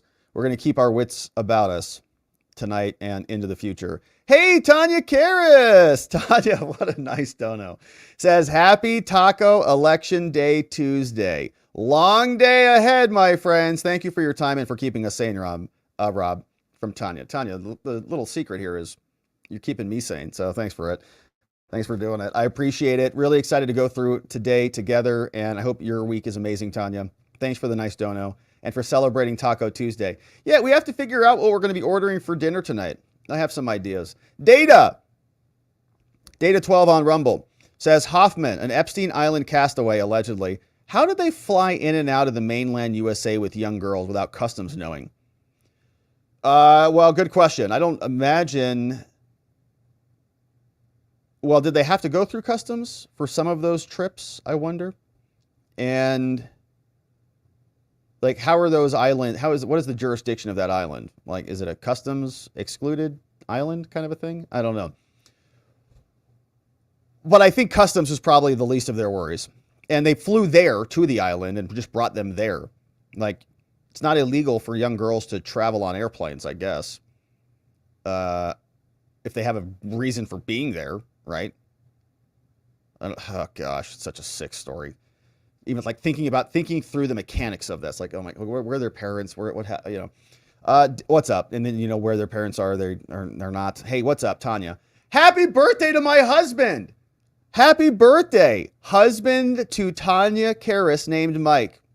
What's up, Mike? Happy birthday, says go Trump, baby. What a beautiful day to have a birthday. You can have the best birthday present in a few short hours. Tanya Karras, happy birthday, Mike. Hopefully it's an amazing day and all your wishes come true. Sheila Poo says, pray, vote, and take your friends to vote. Absolutely. We're doing it. Hey, Venus says, if you believe in seeking truth, like, comment, and subscribe to this channel, baby. Turn on your post notification bell and share this live stream to all your friends and family and social media platforms. I appreciate that, Venus. Thanks for the reminder. Hey, Daniel Seanoth. Very nice dono. Thank you, Daniel. Says, history on Kamala's campaign. The wolf that cried wolf. And Biden's. The sellout that got sold out. Wow. Trump 2016. Smart business meets dumb government. Trump 2024 equals mergers, acquisitions, and takeovers. That's a good one. That's funny. The wolf that cried wolf, because that's basically what Kamala does. The sellout that got sold out, smart business meets dumb government, and mergers, acquisitions. I mean, I think that's kind of like RFK, Elon, Tulsi, JD, Vivek, and takeovers, baby. I like it, Daniel. Those are good. Mergers, acquisitions, and takeovers, the 4 epochs of the modern political era, courtesy of Daniel C. Noth. I love it, Daniel. Thanks for the nice dono too, my friend. Hey, Sergi P says, I wore my MAGA hat. It doesn't have the 4547 on it to my polling place in South Dakota. A sheriff told me to take the hat off and showed me this. I would love to get your opinion on this. How is this not a suppression of the First Amendment? Well, it's a time, place, and manner restriction. So time, place, and manner restrictions are lawful restrictions because the government has no other mechanism. So they can prohibit that stuff outside of polling places. Those are pretty common rules. So as long as it's a time, manner, and place restriction and it's not infringing on the content, as long as it's not a content-based restriction, like the restriction is the law doesn't say no Trump signs or no Trump hats. It just says time, place, and manner, right? It's around polling sites. And so good effort on the, representing Trump, but I think the sheriff was in the right position on that one. Muffin Rando. Good to see you, Muffin Rando.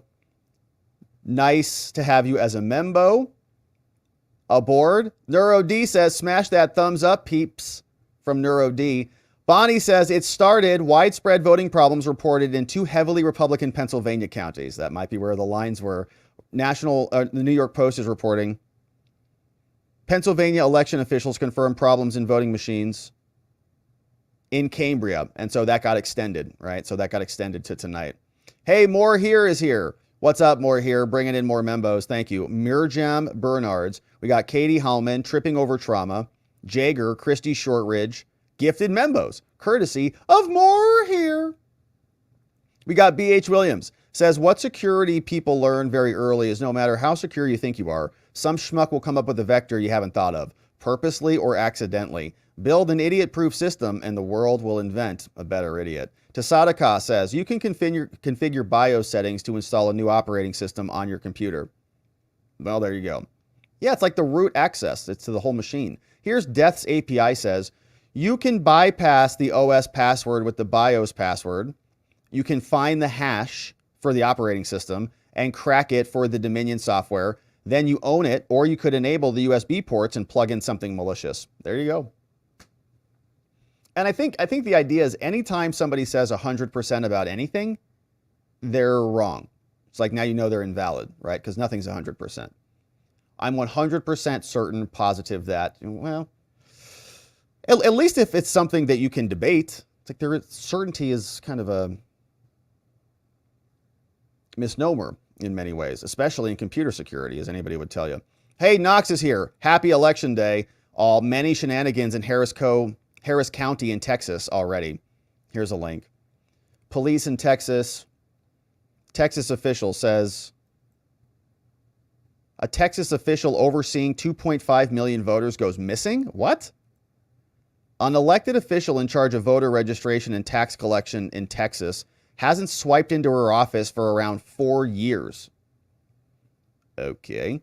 Tax assessor collector, her name is Ann Harris Bennett, who's responsible for the records of over 2.5 million voters, last accessed her office building in late 2020. Or does she just not use her key card? The Democrat who assumed office in 2017 is not seeking re-election as oversight over the voting records. They show she's only sent 18 emails from her work account so far this year, excluding approving staff absence requests, some of which were simply forwarding on other messages. No one knows where she is. The revelation comes just weeks before the she's great government job. Yeah, like 18 emails all year. Probably makes $100,000. Election integrity is a major concern during the presidential race. Nobody knows where she is. There she is. Ann Harris Bennett. Gone with the wind. Gone. It's amazing. All right. So that sounds great. Sounds good. All right. Thank you, Knox, for that one. Hey, NY Renal says, sounds like this Arizona official doesn't want to uphold Arizona law at all. Not at all. He hates it. He has disdain for it. Knox says, and here's another one. Says, breaking news. Harris County Central Count must have some kind of secret teleportation device they used because they removed 2,000 to 3,000 voters a day from HCC South Loop and moved them to Kashmir every day. of early voting after the fact. This is merely one of many astounding feats of information being teleported. Incredible. Knox says, this morning I had to show my voter card, my picture ID, and verify my address. But then again, I'm a citizen. So it's good that you did that. Others don't have to do that. Thanks, Knox. Hey, NY says, he's creating his own law. If I were the Arizona legislature, I would subpoena him to testify at a hearing. Chubby says, the Supreme Court misunderstands. Talk about a pompous dude. Golly. You're no doubt. Chubby, good to see you. Chubby Stubby. Hey, Daniel Seanoth says, Robert says, the grift is in the gray. This is why I love this channel. Thank you, Daniel. Yeah, that's a good line. All right, the grift is in the gray. It's there. Things can be black and white. People want to muck it up so that they can grift off the middle. Hey, Lady Ice. Thank you, Daniel. Lady Ice says, Rob, I almost forgot that I had a special surprise for you.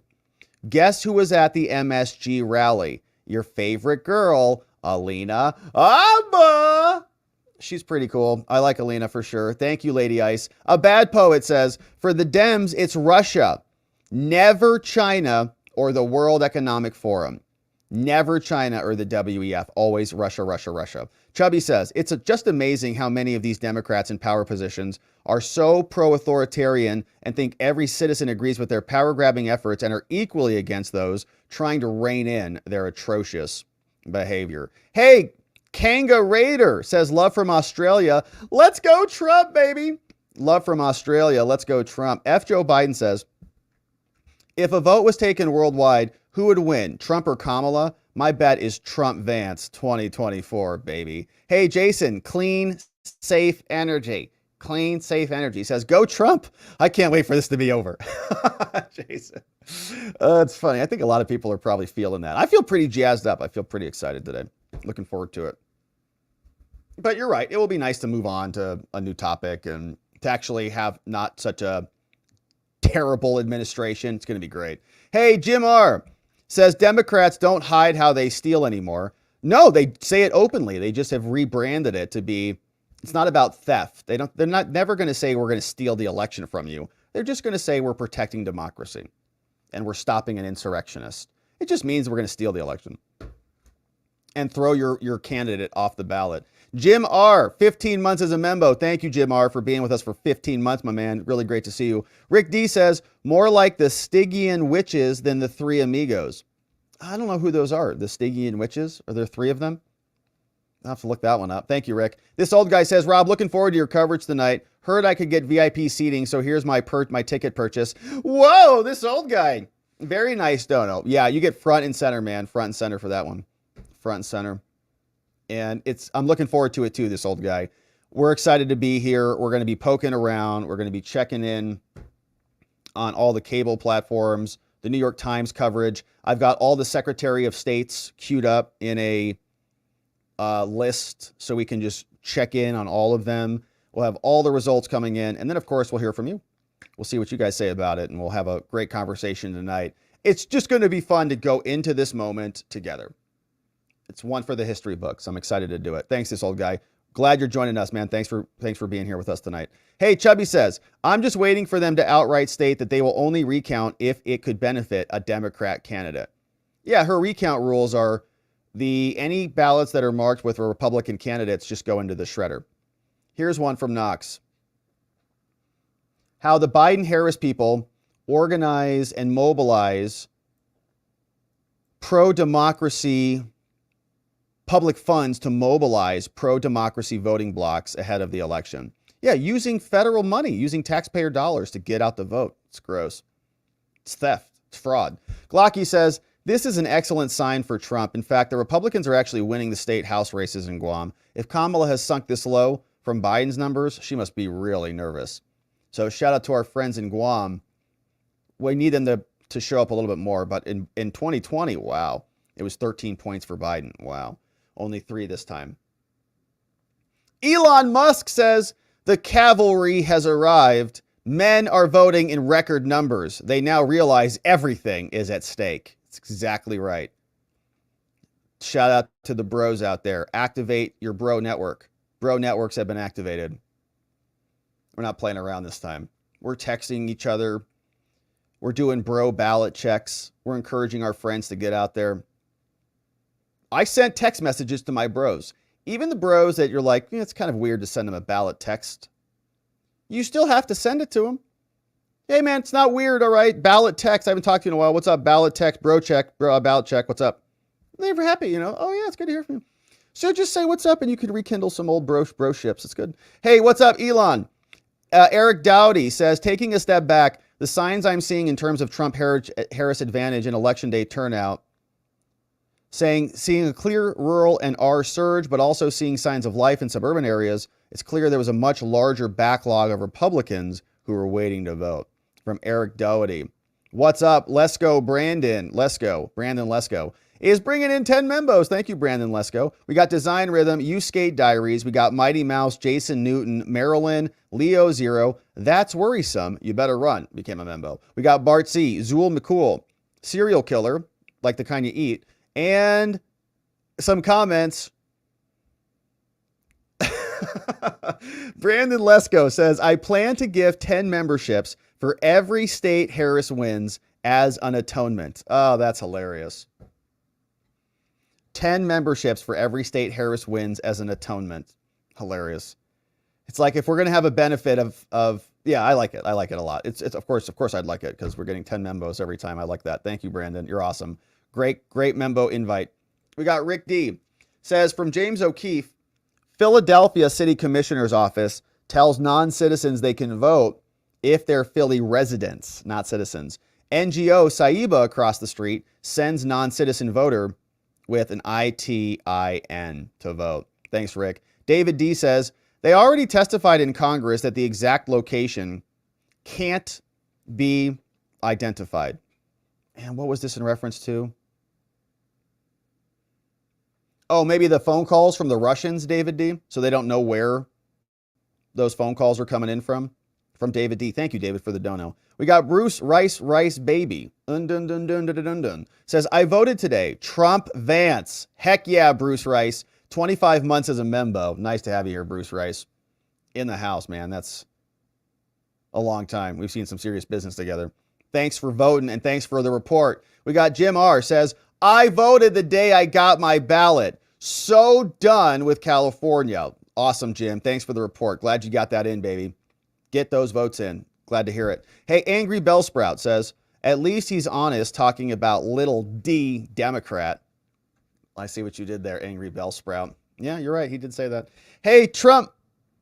MAGA Hat says, Trump, and Joe Maz says, as a native son of California, Elon is right about the single party rule. Knights of Knee says, I'd never vote for Chucklehead and Knucklehead. It's a good idea.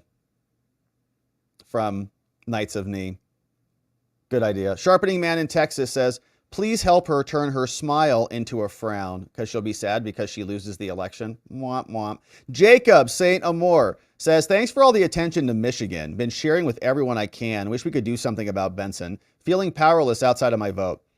Well, yeah, I can understand that, Jacob. Your vote matters. Your encouragement of other people voting matters. I think we're going to be shining a spotlight on Michigan for quite a while. Benson is really nefarious and has been scheming for quite some time. So it's going to take some time to unring that bell. But thanks for getting out. Thanks for sharing the stuff with our friends in Michigan. It's a pretty wild situation there. So we're grateful for that. Thank you, Jacob. Hey, Irina says, hey, Rob, I'm just joining the stream live now. I just voted for the first time in 35 years. Irina, amazing. Congratulations. We're so glad to have you voting, trying to protect my sons from war. And God bless you for that. And shout out to your boys.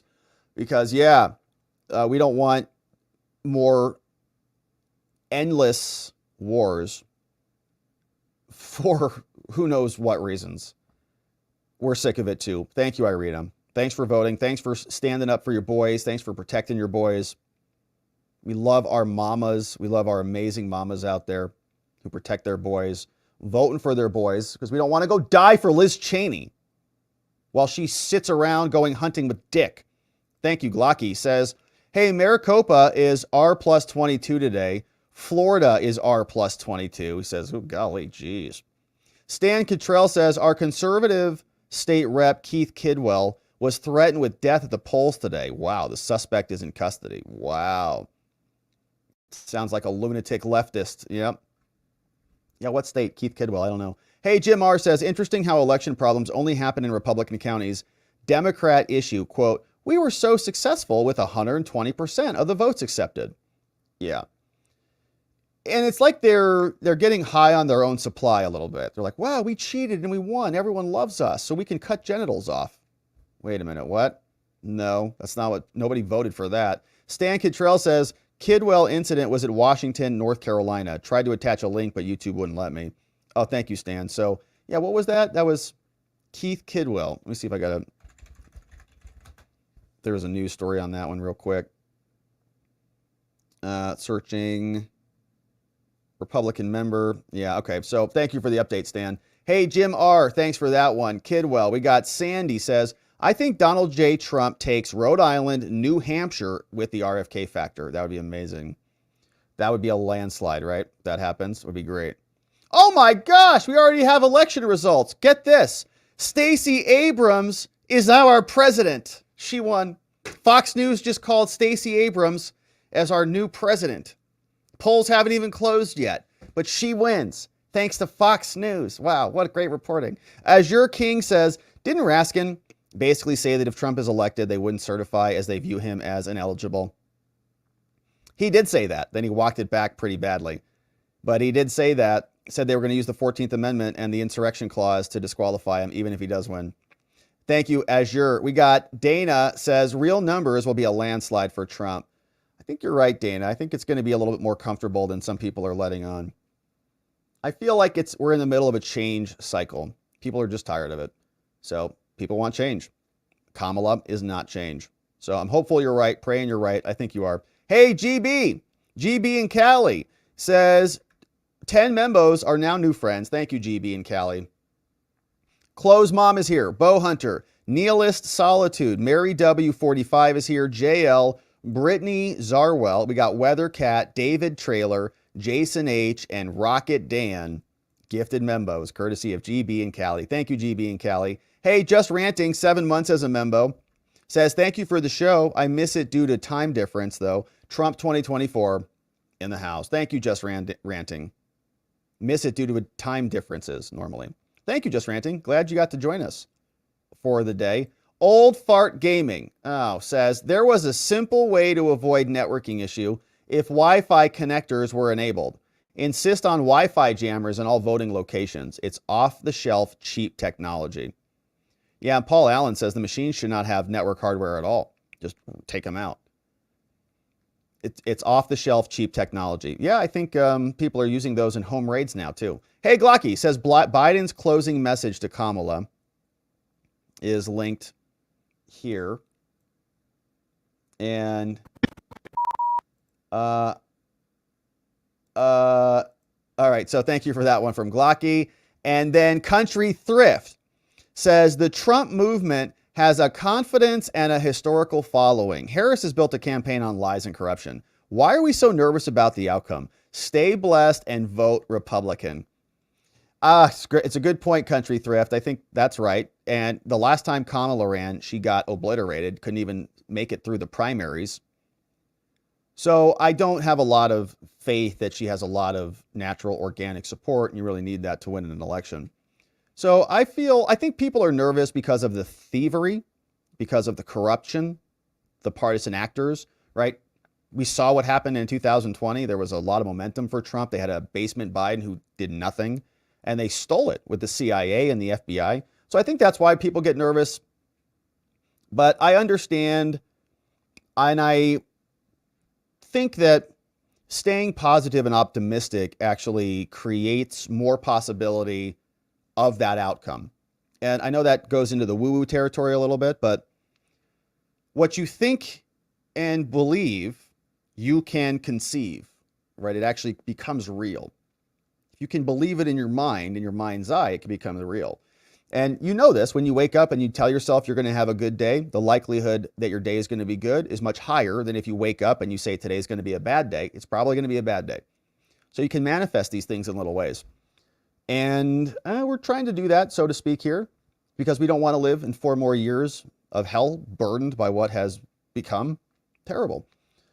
So optimism, I think, is a nice recipe in life in general, and we try to adhere to that here, even though we're in the middle of corrupted DOJ, rigged FBI, totally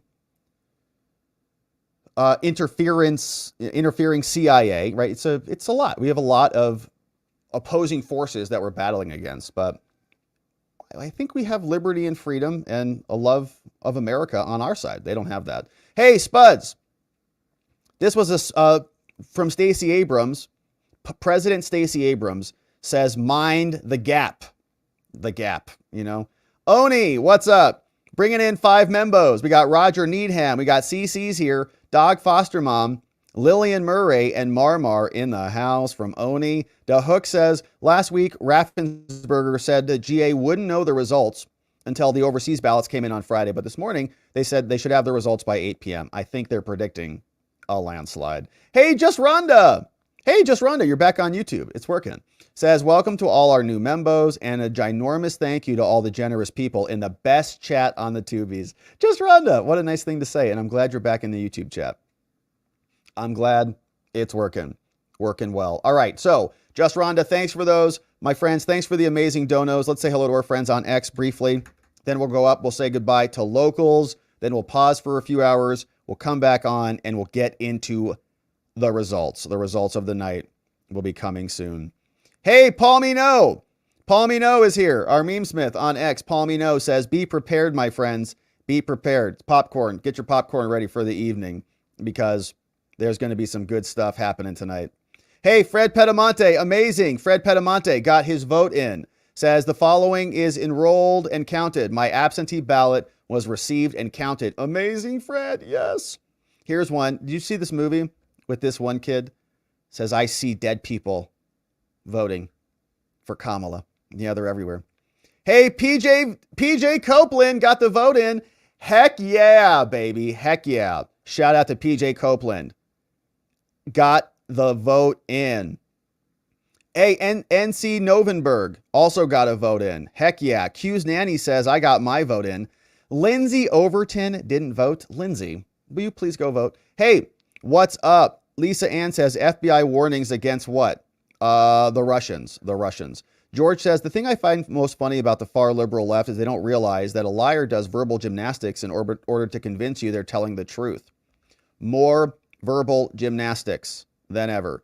And yeah, remember this? Remember this happened last time? They covered up all the windows? Not going to let that happen this time. And so, my friends, thanks for joining us for this special morning edition of our election season day coverage here. We're super happy to have you here. There's a lot going on today, so we're going to pause now for a few short hours. Locals, we're going to pop over, and we're going to hang out for a bit until our clock expires. Then we're coming back tonight, my friends. 3 p.m. Mountain Time, 2 p.m. Pacific, 5 p.m. Eastern, and we're just going to stream through the rest of the night. And it'll be a little bit less, it'll be more whatever comes up, right? So we'll check in with the news. We'll have X open. We'll see what you say about it. And we'll just be watching those results come in together. It's going to be a lot of fun. So I know you'll probably be poking around elsewhere, but it'll be nice to see you when we see you as we're back in a few short months. I saw another great dono come in. Hey, Sweet Potato. What a nice comment, Sweet. For all the coffee for today, keep up the great coverage and prayers up. Thank you, Sweet, for that. Yeah, thank you. Prayers for today, prayers for the Sweet household as well. And for all the coffee, baby. Thank you, Sweet, for supporting us. It's going to be a good one. We're going to have extra caffeine. We're going to be loaded up.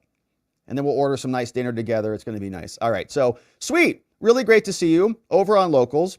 Very nice dono. And Wild Things Forever says, hey, Rob, been a membo for 9 months now. Thank you, Wild Things. Happy baby to us. Says, when I joined, you said it was a great time to join. You were right, and today is like the icing on top. Looking forward to tonight's stream. Hopefully the night ends well. It's nail biting. Have a fantastic afternoon. Thank you, Wild Thing Forever. It was a great time to join because then we got to know each other. We got to develop a little bit of a, vibe, and then we're here. It's the big event. We've been building up to this for a long time, and so it is here. I'm very excited, and like I said, I think that it's these moments that can really connect. We can really bond. We go through this shared experience together, and I can't wait to do it. It's an honor, and I'm excited about it. So Wild Things, thanks for becoming a membo. And my friends, thanks for those nice donos. We're going to pause for a few hours. We're coming back at 3 my time, 5 Eastern to get into it again. And until then, I hope you're out there. I hope you're making it a great day. I hope you're voting. And we'll see you back here in a few hours. Locals, hang tight. We're coming over there, my friends. Otherwise, we'll be back here soon. Until then, keep shining that big, beautiful spotlight. And I'll see you back here soon. Bye-bye.